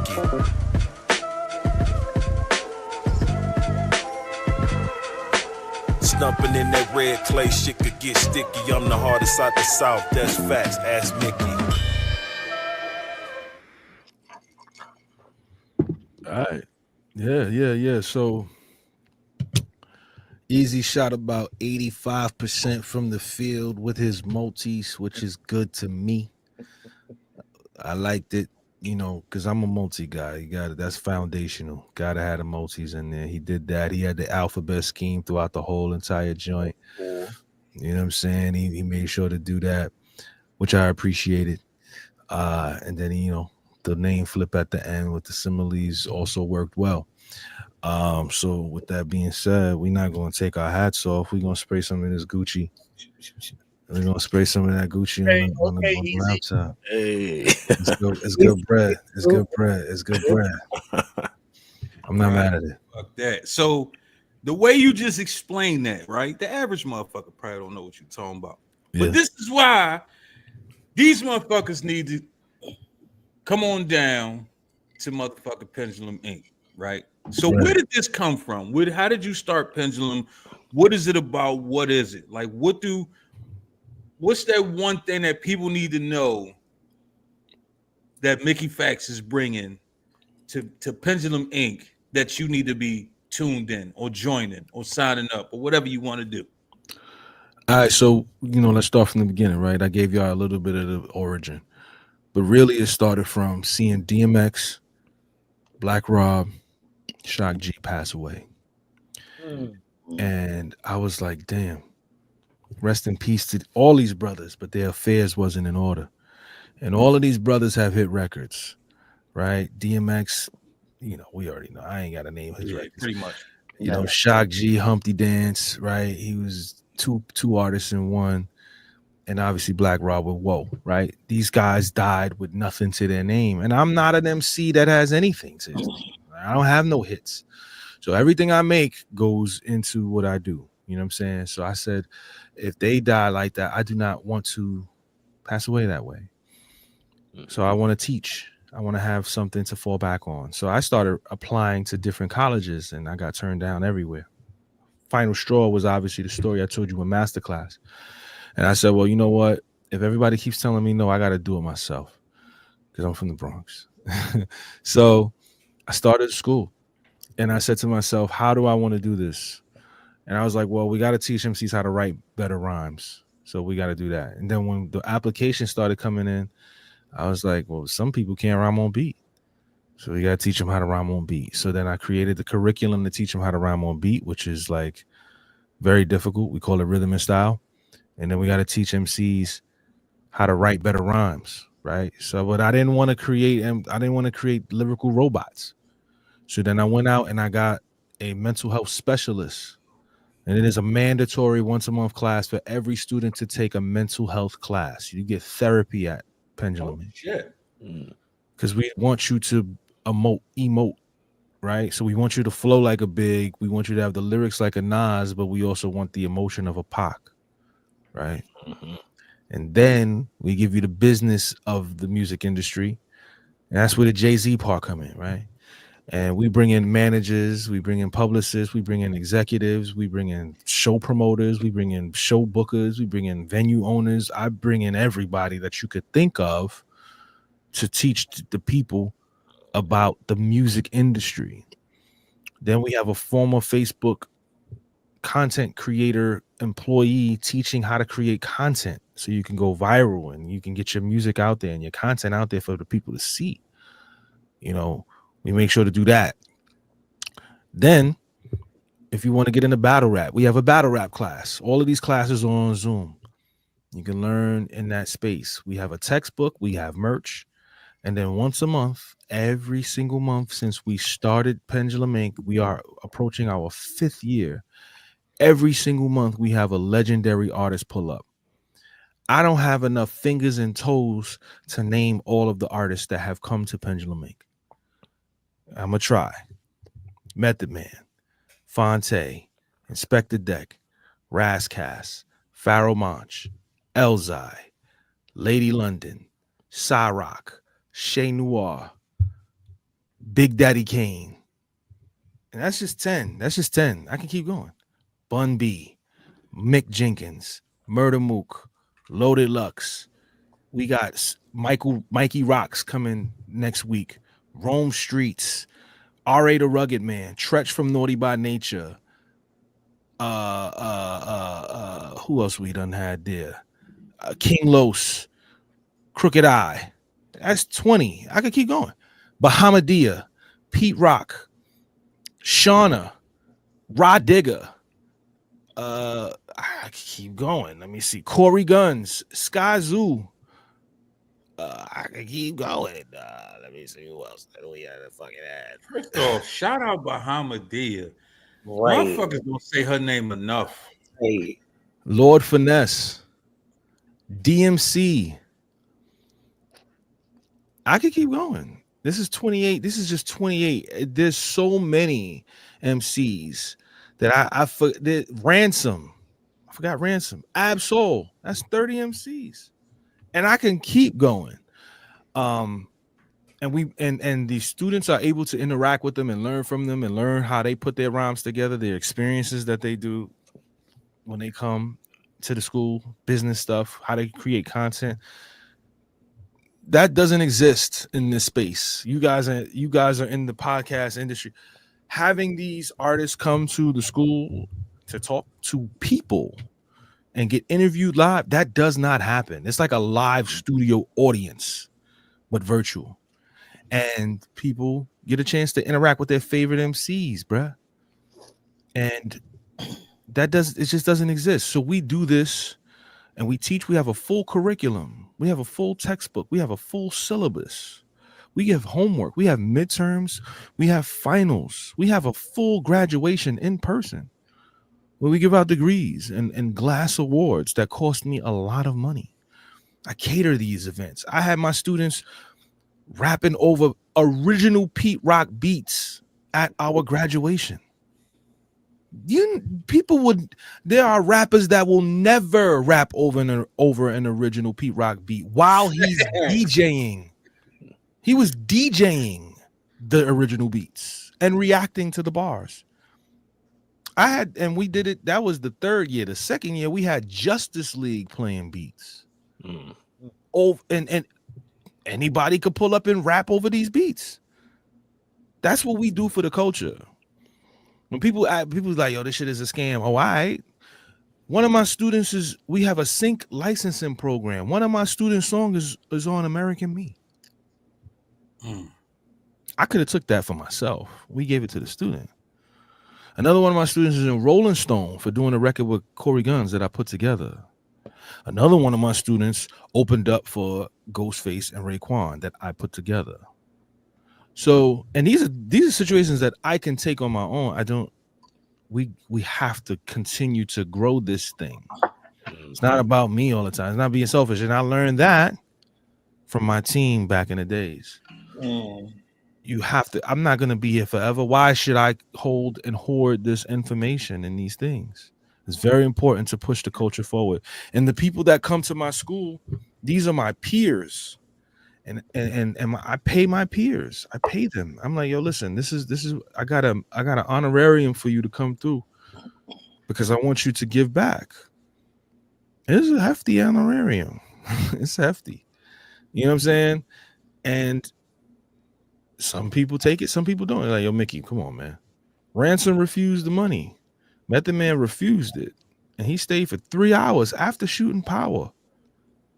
He shot Power and came home and was in his basement in class with us for 3 hours. Amy Poehler pulled up. Sway was in there. Pete Rock, Ben Gordon. That was a full class. And my students was interacting with all of these superstars. The room was so packed, and this is all Zoom. The room was so packed, Tiffany Haddish couldn't get in. Sheesh. So I feel like, all right, hold on. My shit. I'm sorry. I'm talking. No. Listen, I'm not mad at it, and I appreciate it right now. My bad. I show up to the what was it called? Bar Still Matter, right? Yes, sir. You performing, you show the fuck off, you doing your thing, right? Yes, sir. And I'm one of the niggas. I read shit, so I'm reading your shirt, I'm reading your hat, but I don't know what Pendulum is. I just see it. I'm thinking it's just a clothing line Cool, Right. no problem. So then I hear about the school, and I'm like, wait. So I turn around, I look right at you. I say, hey, man, what is that? As soon as you told me, I said, bro, I gotta have you on the show. Yes. Because Facts. I think this right here is something that's important. It's a lot of motherfuckers that want to be rappers that don't know how to rap. A lot of people think it's just cutting on the mic and just saying shit. A lot of people think it's just, oh, let me just smash a bunch of words together and let me just do this thing. Yep. Now, here's what I didn't know at the time. I didn't know that you was doing more than just helping people write. Right. So now I appreciate the fact that you're doing this even more, because you now showing people you have to put emotions in your song for one. So you gotta, the fact that you making motherfuckers take basically a mental health class, I appreciate that 100%. For real. Mandatory. Like, also, it's not that I'm teaching you how to write. I'm teaching you all the behind the scenes shit that the average person will never tell you, because a lot of people think it's just cutting on the mic and rapping. They don't realize it's paperwork. It's those conversations you have with motherfuckers. It's those connections that you meet. It's more than just that when it comes to rap. A lot of people think, oh, I'm gonna just make it because social media exists and everybody gonna love my shit. Right. So what made you decide to put all of that versus just, let me teach you how to use syllables? Let me teach you the other shit that people not gonna tell you. What made you do that? Really, it was I had to have debates and tough conversations with my team, with the Pendulum Ink staff. We had to really sit down and be like, what is important here, Mickey? You know, I was like, listen, foundationally, you gotta have your multis, at least 2-syllable multi, at least. The greats, all the greats do it. You gotta have at least 2 syllables, which is why I graded easy on that curve. I don't want somebody coming in there sounding like Eminem. I'll be tight. And I don't want somebody leaving my school sounding like me. I want to make a MC who comes to my school sound like the best version of themselves. We've had people who couldn't rhyme on beat leave our school rhyming on beat. And people always say you can't teach somebody how to rhyme. You can't teach rhythm. Is a talent. It's not a talent. Rapping is not a talent. It's a skill. No, skill. 100%. Something It's that a you skill. have to work on. Singing is a talent. Somebody could sing super well, right? That's a talent. But to refine this to singing is a skill, right? Being able to shoot, being able to be the best basketball player is a talent, but being able to refine it is a skill. Yeah. Right. So we've had MCs come to the school that are that didn't know a lot, and we taught them and changed their lives. We've changed a lot of people's lives. Some of these students got the Pendulum Ink logo tatted on them. Wow. You know what I mean? That's when you know you for real. Yeah. And we've hired students who graduated to teach. You know, we give back and we pay them. So my thing is, you know, for me, I had to make the conscious decision to say, I don't want people to leave this school sounding like Mickey Factz. How do I do that? I have to be objective and teach everything. We have to teach everything. So we have a rhythm and style class. That's the freshman class. That's the class to teach you how to rhyme on beat and foundational writing. Then we have rap tech. Rap tech is the sophomore class. We teach you the basic foundations of rhyming. You can rhyme on beat, but your rhymes is really not that good, right? Then we got advanced tech. If you nice already, you come into advanced tech. Easy the general will come into rap tech. Excuse me, advanced tech. He would come to advanced. He would be a junior. He would come to advanced tech, and then we would teach him how to get even better than what he's doing. Because what he's doing is good. We get him. He would be miles better after 8 months. It's like going to the gym. Yeah. You know what I'm saying? We would get him because it's not just us teaching him. He's gonna be around other MCs that's dead nice. And him as an MC, he can speak to this. Niggas want to be better than the next person. Mm-hmm. So you in a classroom with other MCs, you already think you better, and then you got me as the teacher saying, I don't know, you need to do this a little bit better, but this nigga over here, he might have did it better. And Easy's mind is like, shit, I got to do better next time because I got to be better than my classmate. Yeah. Yep. All while still getting better. People forget that Sharpening the hip-hop iron. is a gladiator sport. Yes. So we create the community for that. Then the senior class is the advanced rhythm and style class, where we basically teach you different styles of rhyme. So we teach you how to rhyme like Twista. We teach you how to rhyme like the Migos. We teach you how to rhyme like Yachty. We teach you how to rhyme like E40. We teach you how to rhyme like Ye. We teach you, because I write for all these niggas. We teach you how to rhyme like all of these people. We give you different cadences, different pockets, different flows, different and everything. We get you out of your comfort zone. It's no longer you doing what you do. Now it's time for you to do different things and try different things. Like when we was kids and your parents was like, try these Brussels sprouts. It's time for you to do these different things. And it's preparing you for your master class, which is sync licensing. That's where you get your money. Because if you say to me, Mickey, I don't want to rap like the Migos, and you 45 years old, it's like, my nigga, you're not gonna it ain't like you about to get a deal. You better rhyme like the Migos, because if a sync license contract comes in for $25,000 for you to rap because they want a song that sound like the Migos, nigga, you're gonna go and rap like the Migos. That's why I'm teaching 100. You the shit in the senior class. 100. So when you get to the master class and they need it in 48 hours, you can put together a song like the Migos. And then now look, you got a $25,000 check. Boom. And guess what? Nobody even got to know it's you. Boom. That's what we teach at Pendulum Ink. We teach you how to make money in different ways outside of just putting music out. And, you know, that's the reason why we still operational. Most businesses failed after 2 years. We've been operational for 5 years. People don't understand. You don't have to be the rapper that's on TV. You could be the rapper that's in movies. You could be the rapper that, like, okay, shout out to my nigga Vital. That's him on the fucking intro, right? Motherfuckers don't understand. You could be doing shit like that. You don't have to be that mainstream rapper. You could be that nigga that's doing everybody's podcast intro, TV intro, movie intro. It's a lot of money in music. A lot of money in music. How about go ahead. I had a meeting today about this exact thing, is helping me figure out how to get into sync licensing and start making money in the background, because I'm 42. I'm not trying to be famous at 42, and as a rapper, I'm like, I got a very small window of vitality left to be performing and traveling and going on the road and shit, because my body's telling me that.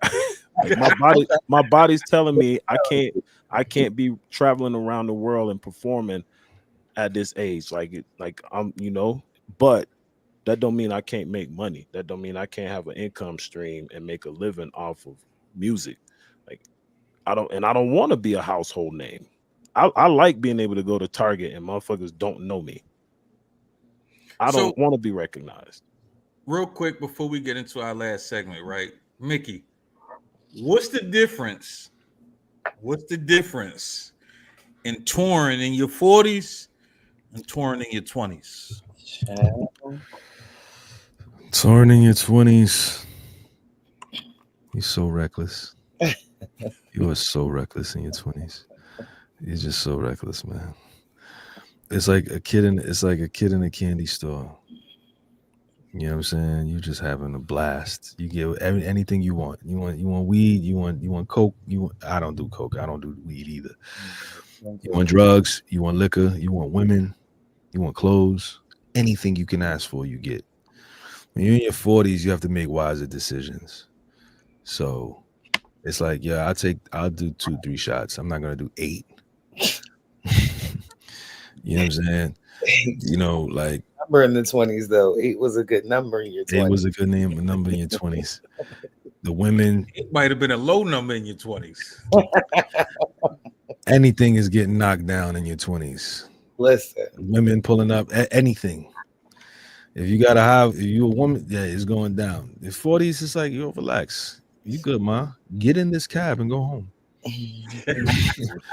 I'm okay. I'm actually fine. I think, you know, that's just the extracurricular activities, but on stage, I'm not as spry as I used to be. So I understand what Easy's saying. Like, I'm in the gym, so like I can move around, but I can't do what I used to do. I used to push ups on stage. I used to do pull-ups. I used to do wild shit, screaming and all that. Like, I got videos of me just bugging out. I can't do all of that on stage now. Like, I'll do a little bit of it. You get a glimpse, and then I'll be good. Mm-hmm. But really, it's just about connecting with the people. You know what I'm saying? Understandable. Understandable. All right, let's get into our last segment of the motherfucking night. We're gonna come back and still talk about some pendulum. Come on, damn. Yeah.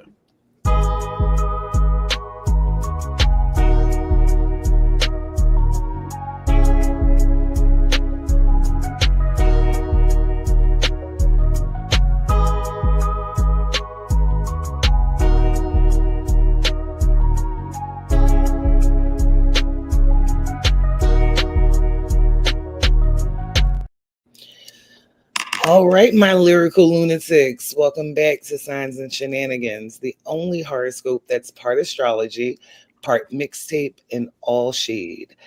I've been in the cosmic studio with the stars, laying down tracks for your week. Some of y'all about to get a love ballad, others a diss track you didn't see coming. Either way, let's drop the needle and see what the universe has mixed just for you. Aries the Ram, you've been starting every project with big energy and no chorus. Baby, life needs hooks too. Slow down long enough to make your verses match your ambition, and your receipts match your bank account. Taurus the Bull, your stubborn streak is given the same 8-bar loop on repeat. Break the cycle, add a bridge, remix the energy before the universe drops a diss track with your name on it. Gemini the Twin, double-minded, please. You're just two mixtapes in one body. Pick a side, the ballad or the banger, before your love life turns into a feature nobody asked for. Cancer, you've been writing love songs in minor key about people who don't even know the lyrics. Flip the beat, write something soft for yourself, and watch the next chapter feel like an encore. Leo the Lion, your confidence is given platinum plaque energy, but your patience is still in demo mode. Wait for the beat to drop before you start flexing. Virgo, you're editing your life like you're trying to win a Grammy for Best Overthinker. Let it flow. A messy freestyle can still go platinum if the emotion hits. Libra the Scale, you've been trying to harmonize with everybody, but some folks are just off key. Don't lower your pitch, change the band. Scorpio, you're rhyming with revenge right now, and it's sounding a little too tight. Loosen the pen. Sometimes the best verse is the one you've never dropped. Sagittarius, you're chasing adventure like they're hot 16s, but you've got no hook to keep you grounded. Find your chorus. Your piece will thank you later. Capricorn, your grind is chart topping, but your joy is sitting in the bargain bin. Schedule some fun before you become a one-hit wonder with burnout as your manager. Aquarius, your ideas are genius, but you're writing metaphors so deep, not even Google can find the meaning. Simplify the bars. Not everybody speaks you. And Pisces, little bitty fishies, last but not leashies, you've been ghostwriting for everyone else's dreams. Put your name on the credits and watch the applause you get. And that's your cosmic track list for the week. Keep your vibe protected, your edges lead, and your screenshots organized. See y'all next Saturday. Yo, Tosh, you be spitting bars. Hey. You really do. Hey. A little bit. Shameless plug, Tasha the Truth, album dropping next summer. I'm going to be in Europe. Yeah, y'all got her. Y'all got Tasha in her bag trying to be the new female rapper of rappers, you know, going head to toe with Cardi and Nicki and all them other ones. So look forward to that. I look forward to it. All right, Mickey. Yeah. It's a 2-part question. Yeah. I've seen that you've battled some of the greats. Yeah.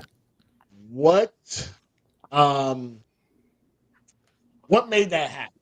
Was it just you trying to, still sharpen steel? Was it really like, let me get my name out there type of deal? And what do you tell your students, especially since you have a battle rap, course in your class? What do you tell them about diss tracks, battle rap? Because it can get personal. How do you tell them how to handle that? So for me, and this is just my mantra, Mm-hmm. I feel like as an MC, you got to do everything. And I personally feel like mixtapes, freestyles, ciphers, albums, radio freestyles, and battles are a part of that. Mm-hmm. So I wanted to jump into the ring to solidify my legacy. When you look at my catalog, when you look at the things I've done, you'd be like, yo, he went to the gauntlets. He performed at the Brooklyn Museum, but he also did battles in the barbershop. He also went to URL. He went to the Playboy Mansion, but he also went to URL. Like it's that dichotomy for me that I really just appreciate. And battle rap to me is the most difficult skill set of any rapper that anybody could do. You know what I'm saying? It's nothing like it. It's an adrenaline rush and it's anxiety filled. You know what I'm saying? So like, to me, in my personal opinion, I did it because I wanted to just solidify my legacy, and it just so happens the opponents were a part of that. Okay. You know what I'm saying? So that's the one. And as far as my students go, I don't run the battle rap class. Chilla Jones runs that, but I would assume that he's telling them how to have thick skin. Okay. You know what I'm saying? So, it's all about, having thick skin, being able to dish it and being able to take it, and being the best that you could possibly be. Period. Nah, what would you say out of all the classes in the curriculum is the most important class in the curriculum? The business class. Yeah. Why would you say that? If you're gonna take this thing seriously, actually, you know what? Let me take that back. That's the second most important class. The most important class is the therapy class, the rhymecology class. Discovering yourself is important. You have to know who you are. And that class, people's lives have changed in that class. We've saved marriages, we've saved suicides. We've done a whole bunch with that class. One of our students passed, so a lot of our students had to deal with that grief, and we were able to do it with that rhymecology class. Nice. So like that class is the most important. Then the business class. So as a fellow educator, oftentimes, like we talked about this a couple weeks ago about the arts in schools being cut when there's financial decisions having to be made and stuff, and also the stigma around being an artist is it don't make no money. There's no future in that. How do you have these conversations with like parents, let's say if kids coming out of high school or young adults that are wanting to pursue a career in music, but their parents are discouraging it, telling them like, how do you have that conversation and kind of changing those minds? We still need creatives. You know what I'm saying? I feel like the arts are necessary. You know what I'm saying? Like whether it's creating music, creating paintings, dancing, all of these things are expression. And we can't just be robots in society, right? We had the executive director of music at Disney come to Pendulum Ink. Let me say that again. We had the executive music director at Disney come to Pendulum Ink. And he said to me and to the students, he said, yo, check this out. We got a guy who did the music for a roller coaster. And he said that song makes about $5,000 every 3 minutes. Damn. roller coaster. You- a roller coaster. Now you sit back and you tell. I would tell that to the parents because they make it $5,000 a month, if that. Mm-hmm. This nigga's doing it in 3 minutes. So to me, everything has music: commercials, television, roller coasters, amusement parks, jukeboxes, bars. You know what I'm saying? Elevators, Mm-hmm. Music. airplanes. Everything has music. Everything has voiceovers. Everything has sound. And there's like, what? No, these things are necessary, and there are budgets for it. It's not like rap where you got to stream. No, there's budgets for this stuff, and these budgets are extreme. Mm-hmm. We didn't even talk about my Honda commercial. I did a commercial. That shit took me 4 days. I made $200,000 off that commercial. I was going to the mailbox every day. There was a check in the mailbox every day for 4 weeks. Every day. Imagine you go to the mailbox and there's a bill. Imagine you go to the mailbox, there's a check. Every day. Every day. It was a $2,000 check, $4,000 check, $10,000 check, $500 check. Every day. I was going to the bank so much they knew me by my name. He was like, hey, Mark. That's my real name. Hey, Mark, how you doing? Another check? Yeah.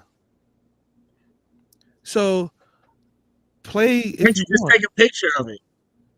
Nah, this is 2010. This is 20. There's no picture. Oh, okay. 2010. You have to usually Yo, I get a check. I'm like, I ain't going nowhere. you had to physically go to the bank. The thumbprint. I had to physically go to the bank. And they would just be like, yo, what did you do? Well, I did a commercial. And I had the music in the commercial. So I starred in the commercial. I got the residuals from starring in it, and then I did the music. So I got the residuals. Double up. It was a double dip. Then they re-upped. We did a second commercial. I had 300,000 on that one. So, and that was in like 3-4 months. So these people could take their kids away from that. Yeah, and listen, it's not always gonna be like that. You know what I'm saying? But my sync licensing teacher, he places 300 songs a year. And now he's like, yo, I'll place 250 a year now. I'll give some of them to my students. If you could give the 5-cent advice, the greatest 5-cent advice you can give right now, what would it be? I'm gonna give y'all the advice that LL Cool J gave me.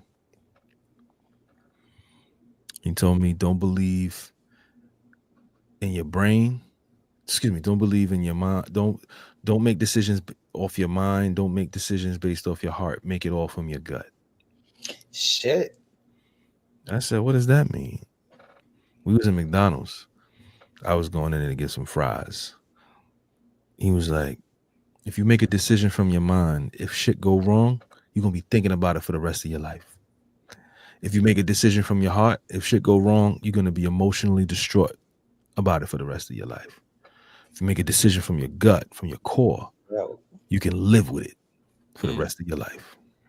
I said, well, goddamn, brother. Thank you, James. You know what I'm saying? So that's, to me, I've used that advice moving forward with every decision that I make. Is this the right decision for me? Should I do this? Am I emotionally attached to this? Am I cerebrally attached to this? Or is this something that I really don't want to do? You know what I mean? And it's got me out of a lot of trouble. So for the folks listening right now, right? Anybody that's thinking about possibly saying, go ahead, my bad, go ahead. As you said, creatives are needed nowadays, right? What do you say about AI? Like, what's your stance on it? I don't want black people to run from AI like we ran from the internet. My God. Mm-hmm.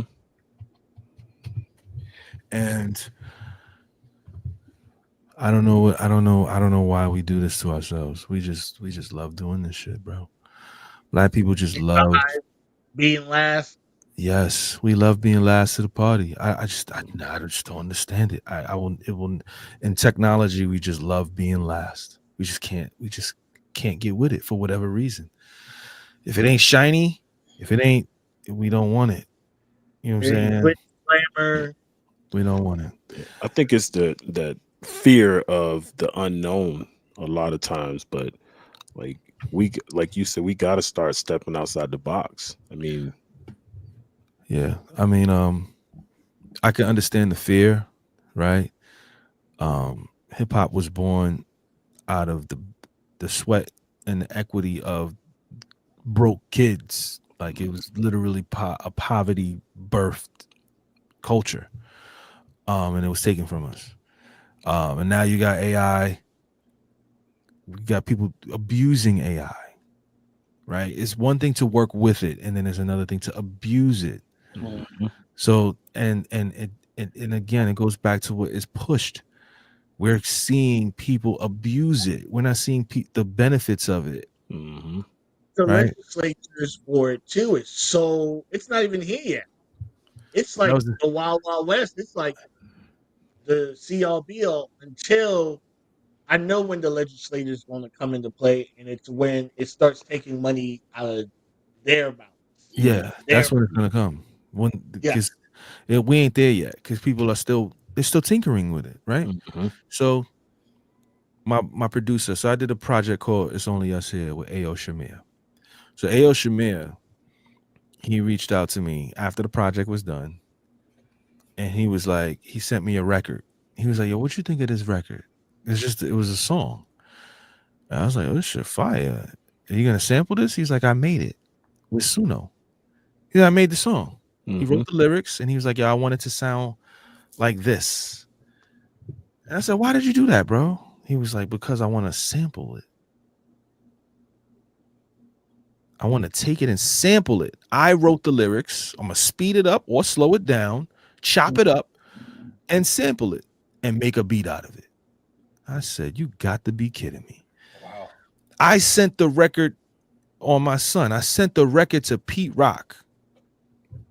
Pete Rock said, "This is unbelievable. I could sample from this." And I said, "This is AI." He said, "What?" I was about to ask you who's the artist. I said, "This is AI." He said, "If this is AI, this is genius because it's sample free. I don't got to deal with paying the original artists who's Yeah. gonna take most of the record." That's how you use it properly. Somebody like Beanie Siegel, whose voice is gone. Now we can get proper Beanie Siegel albums. And this is just my opinion, I have tons and tons and tons of verses that have just never come out, that I've just written in my phone. Now I can leave that to my son, and if he ever gets in a bind, synthesize my voice and put them shits on a beat. This is my lyrics. Why can't he use it to get some extra bread? It's my lyrics. We should be able to do the same shit with Biggie. If Biggie got verses that have never been used before, never been written, never been recorded, but he wrote them, yeah, use them shits. It's him. And that's just me, though. A lot of people don't agree with that. A lot of people will be like, "No, he didn't record it. He would never rhyme over this beat." It's like, but people did blends. Y'all took his vocals and put them on beats he probably would have never rhymed over. Why he can't do it with they this? said someone said that. They said the Biggie duet. They're like he would have never rapped with half of these rappers that you Yeah. heard. He wouldn't have rapped with Nelly. A lot of those beats, Yeah. it was like, Beats was terrible. With these. Beats was terrible, bro. See, I've started learning to use AI with music. So, like the Suno app, for example, my music teacher made a song for our school using our school's mission statement, and I was like, "When did you write this?" And he was like 2 minutes ago. I'm like, "The fuck?" And that sparked some ideas in me of like when I'm looking for an idea, and like I got same thing. I got some lyrics, and I'm like, I need a hook, or I need an idea for a hook. I'm struggling to write a hook for this verse, and I've gone and like let it create something. I might not necessarily use it. I might take pieces of it, but it like helps spark creativity where you still are doing original work. And I'm not going to use the AI version of that particular thing that I did, but it helps spark some creativity. I think people are so afraid that AI is going to take over, but it's only as good as what you input is, like any computer. Like Jarvis ain't shit without Tony Stark. Talk that talk. Like you gotta have the human brain behind the machine to make it do what it does. And so if people stop being afraid of technology and learn how to use technology to their advantage, like we could do so much with all of this. Amen. I just feel like people just don't. People are so afraid, man. People are so afraid when they don't need to be. They don't need to be afraid. But you know, it's just a lot of people are not educated in this space. When you're not educated in this space, you get left behind. You don't know what you don't know. I ain't gonna hold you. About a year and a half ago, you couldn't tell me I was using anything with AI. I ain't fucking with that shit. I'm from the muscle. I'm organic. I'm an AI using ass nigga now. I ain't even gonna fucking hold you. As you should be. As you should be. I ain't go. Certain shit is like, first of all, it takes time off the shit that I'm trying to do when I don't actually have to do it, and they gonna find shit or do shit that I probably wouldn't have thought of. Right. So it just fucking makes sense at this point. Even if I got paid for it, the time is worth the money. Yeah. Nothing else. The time itself is worth the money. Yeah. You ever Speaking been of money, hold on real quick. Speaking of money, what up? Anybody right now that's thinking about signing up for Pendulum Ink, how do they go about it? And what kind of funds would they be looking at? So when you sign up to Pendulum Ink, we have a couple of different plans. So if you want to take the 8-month plan, it's the 8-month course that's going to run you about $3,000, right?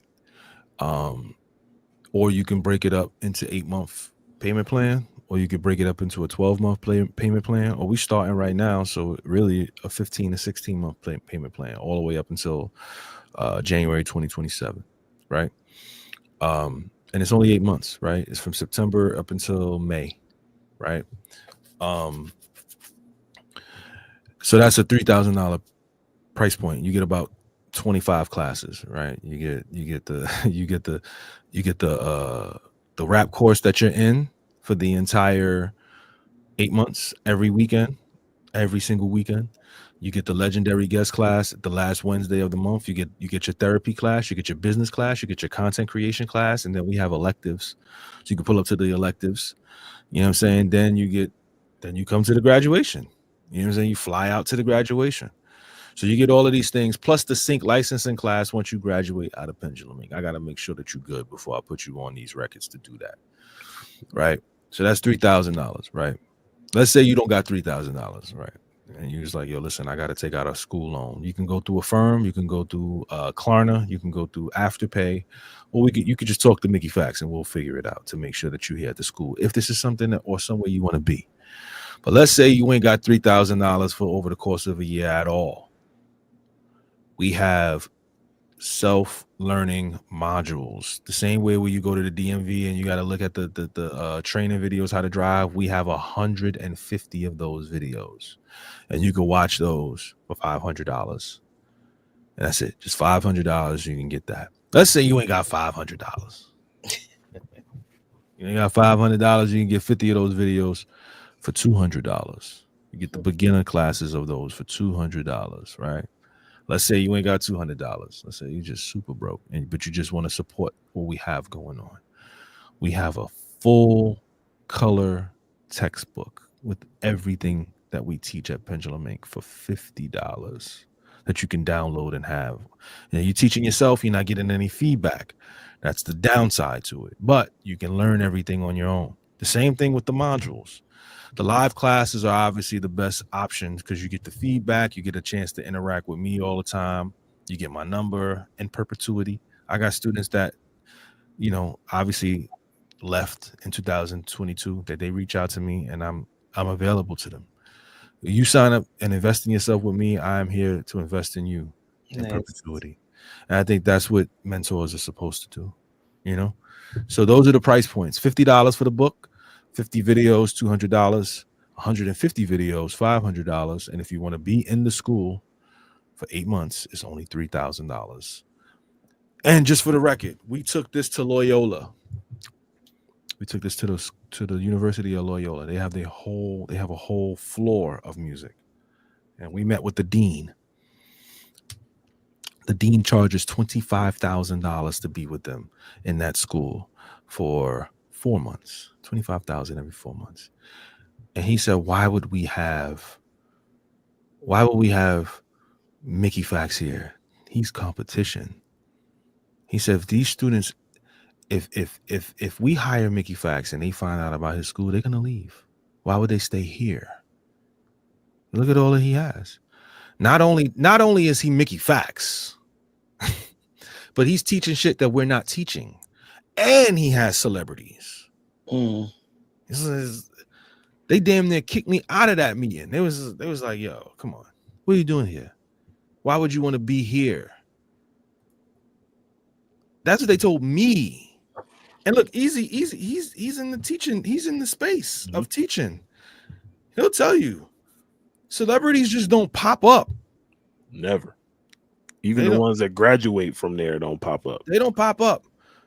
That's a phone call away. That's a phone call away for me. That ain't nothing. Why do you feel it's important for you to still be a mentor even after the class?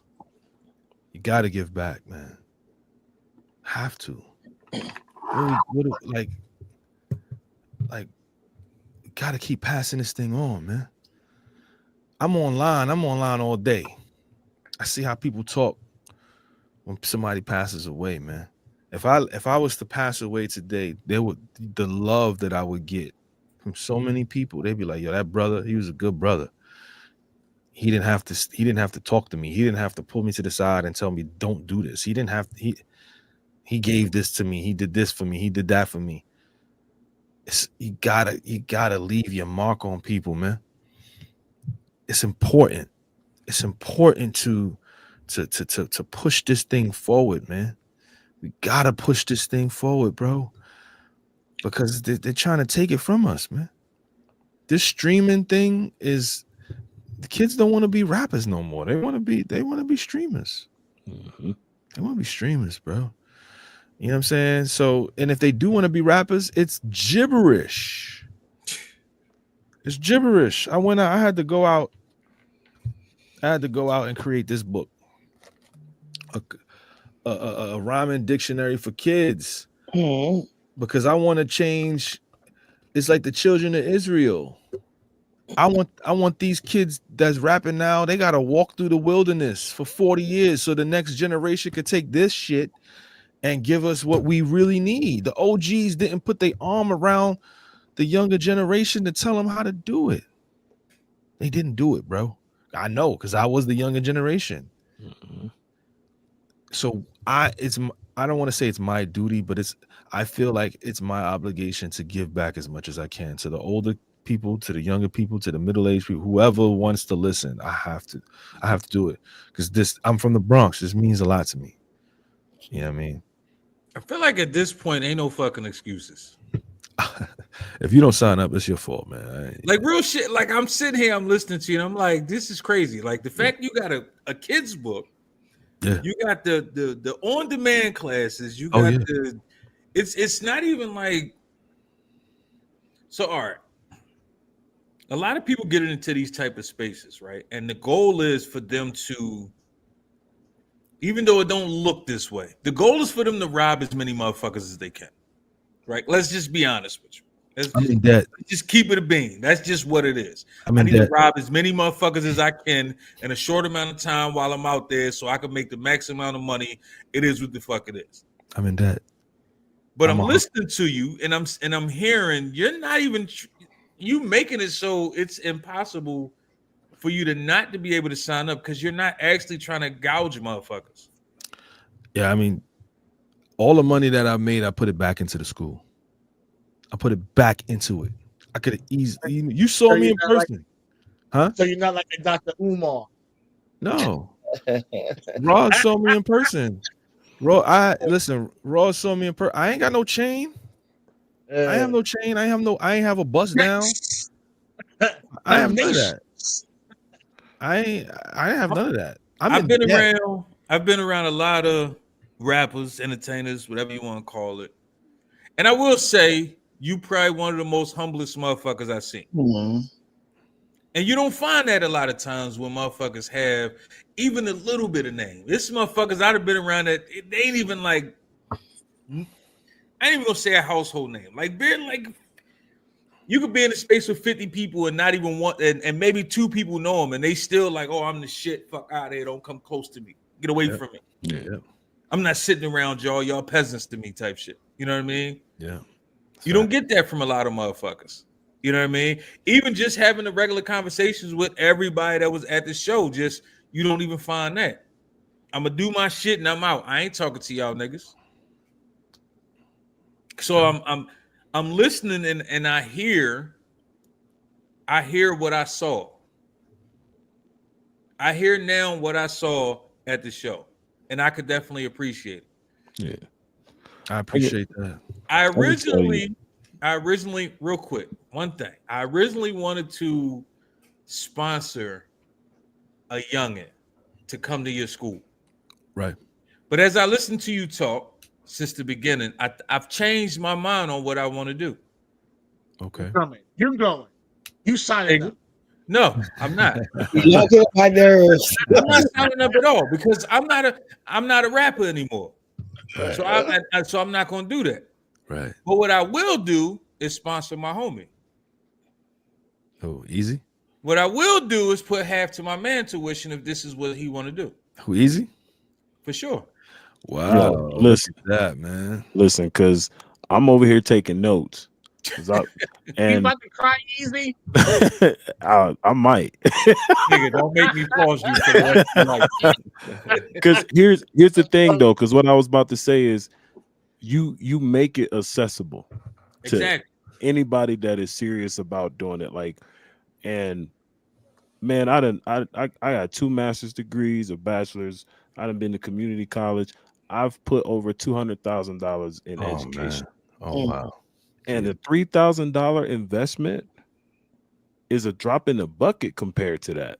And I know for a lot of people, it's an uphill climb financially. They look at that and they're like, man, that's a lot of money, even over time. But there's really no excuse. Like, and you even said if you can't do that, just holler at Mickey Factz. We'll work something out. Harvard ain't doing that. They hollering at Full you. Sail What not do you doing work that. out? LA Film School not doing that. Yeah. Berkeley Academy not doing that. Yeah. Full Sail ain't doing that. Full Sail ain't doing that.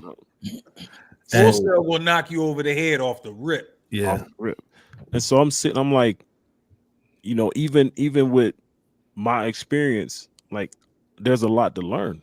I can still get better. But also on the back end of that, there's a valuable asset at the end of this for me that I want. That the sync licensing alone is worth it for me. And to learn everything I can learn on the way to that, to be prepared for that. So when I get there, I'm not gonna trip over nothing or stumble over nothing. I'm running through the door, ready. Right. Ducks in a row. Like it's damn for sure worth it to me. And you know, just hopefully somebody out there listening that's like, I wanna get into this music business. I want to rap. Like, I hope you listening. The door is open. The average person is listening to their homie who's never been around nothing, never been nowhere, never seen shit, don't really know shit. Right? Let's keep it a bean. Yeah. The average motherfucker that's trying to be a rapper. Yeah. They might have been around a nigga who, let's be honest, been robbing motherfuckers in the studio for years. Yep. You know what I mean? Don't know shit, ain't been shit, don't know no fucking body, but they telling you, oh man, I'm the man around here. I done did this, I done did that, I done produced with this person and been around that person. But it's a difference when you actually around, listening to, talking to, even the quick The reason I asked you to break down Easy's bars, because even that little bit is enough for Easy to say, damn, maybe I could change this. Maybe I could do that. Or, oh shit, you know what? Maybe I did do something right. But it's coming from a motherfucker who's been around, who's been in certain places, who's been in certain spaces, who can be on a track with certain types of motherfuckers. It's iron sharpening iron. I mean, that's what Pendulum Ink is about, and it's the community too. You know, and I feel like, you know, Easy would thrive in something like that. You know what I mean? And listen, man, I've been doing this thing for 4 years now. It's a joy. It's a joy. It's a joy. You know what I mean?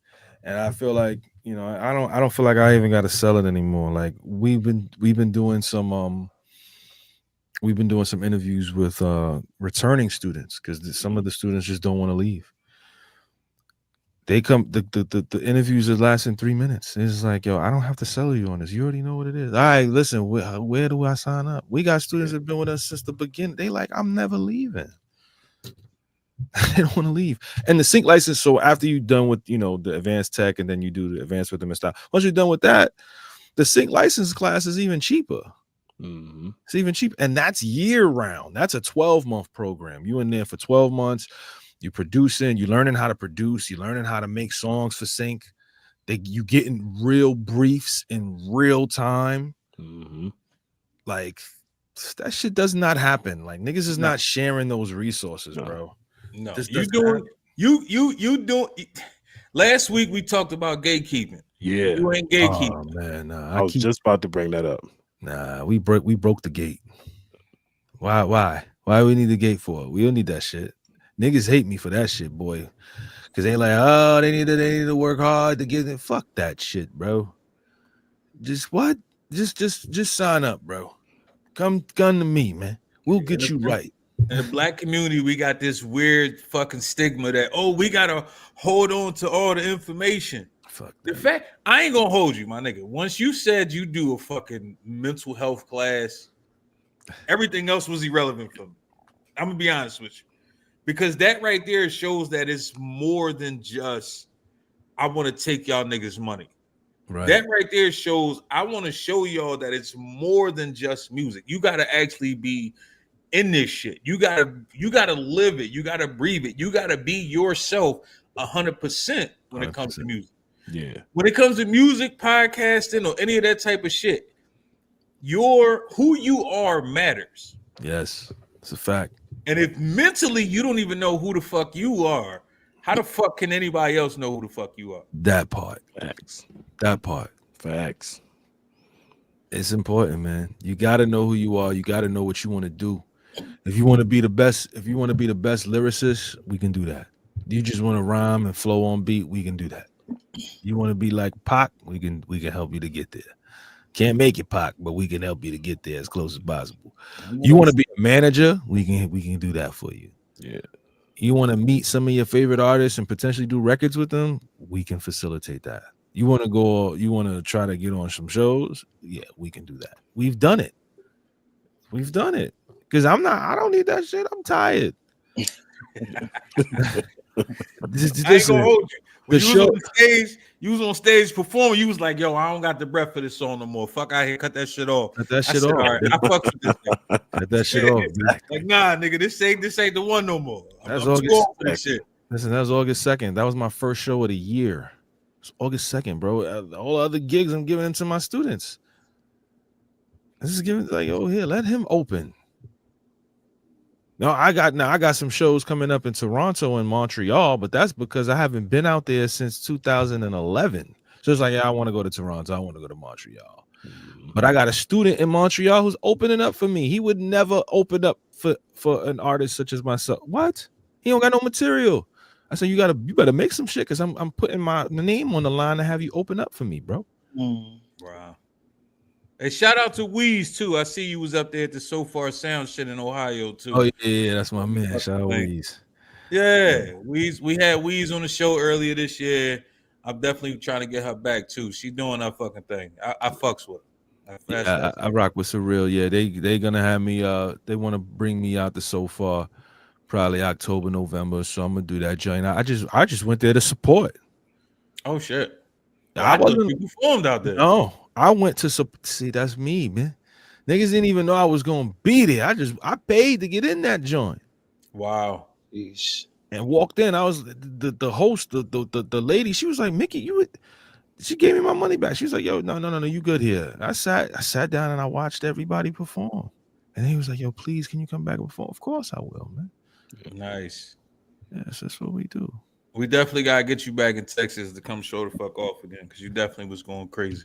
Oh yeah, I would love to come back to Texas. I actually got reached out to by this Dallas promoter to do a Texas run. They want me to do Dallas, Austin, Houston, and I believe San Antonio with either Rome Streets or Cyrock or Stove God. So it's gonna happen. I'll be back.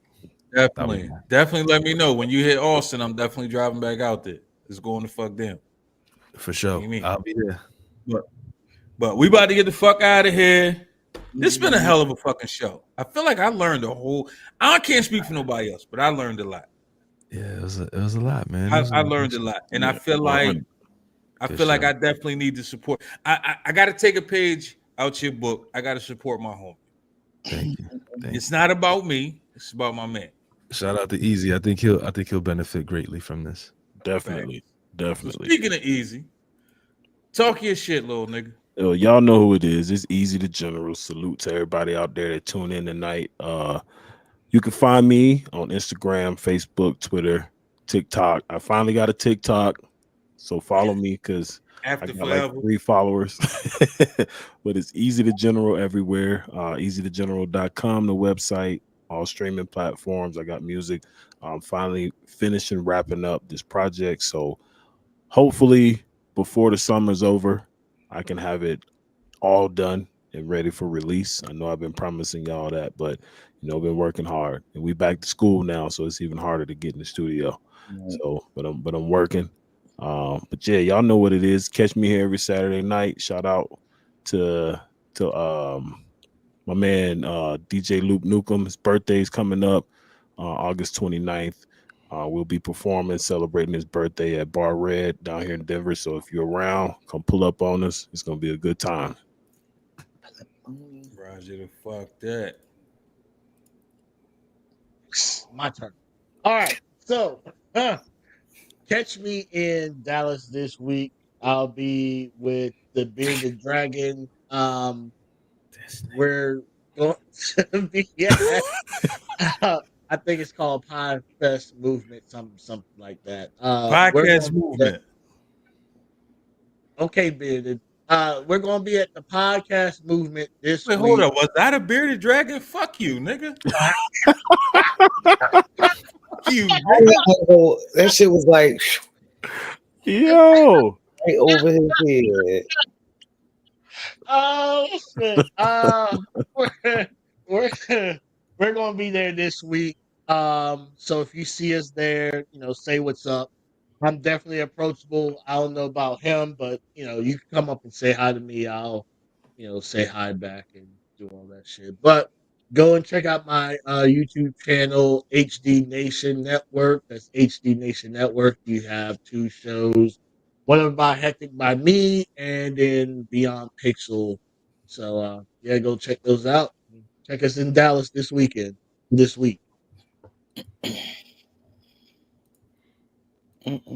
Not today, y'all. Not today.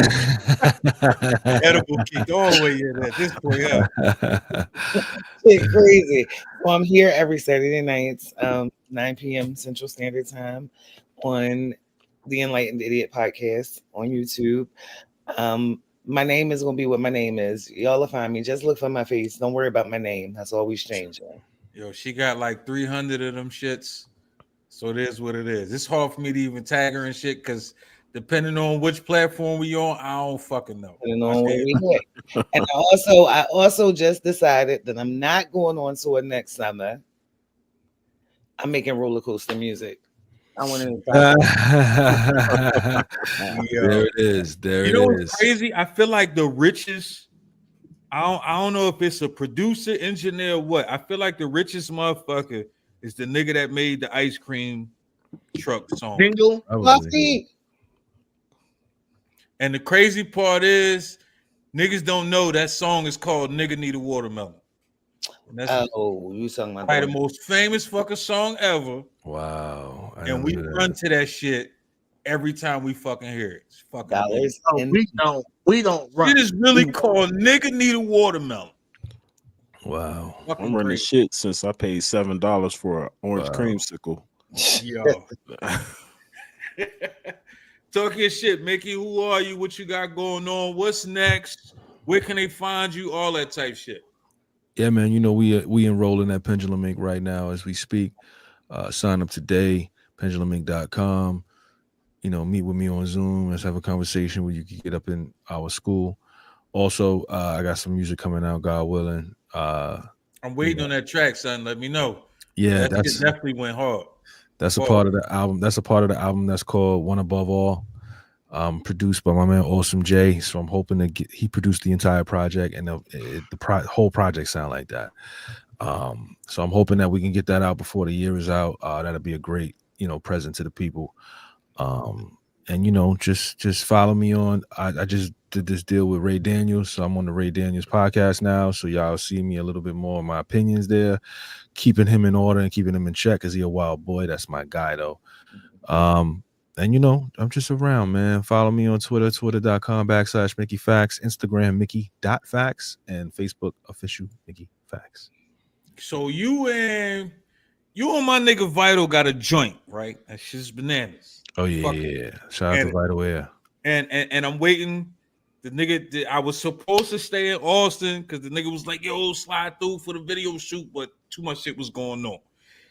But that's a different story. But can niggas reach out for a feature? And if so, how do we make that happen?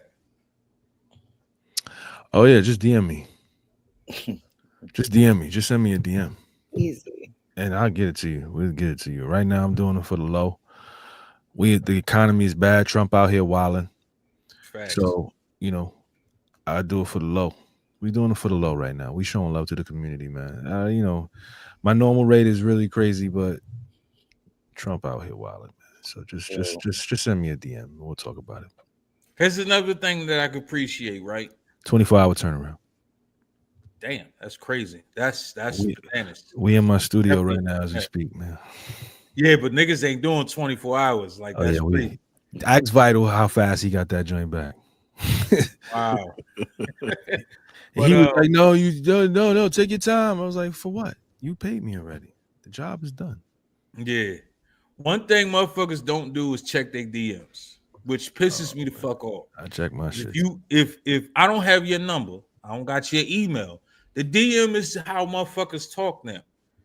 Answer your fucking DMs, people. It's not that serious. Niggas is too cool for school, bro. Not me. For nothing, though. For nothing. Like, it's not that fucking serious. Like, I'm not too cool for school. I got a school. I ain't even mad at that. That's crazy. I ain't even mad at that. But listen, y'all know what the fuck it is. It's Enlightened Ediots podcast. We here every motherfucking Saturday talking our shit, 10 p.m. Eastern, 9 p.m. Central. I don't know what the fuck the time is where Easy at because he over there in Somewheresville. But it is what the fuck it is. You know what I'm saying? So y'all know how it goes. Stay enlightened, get enlightened, and you ain't got to worry about being enlightened. And we out this bitch. You know what I mean? Yeah. See ya.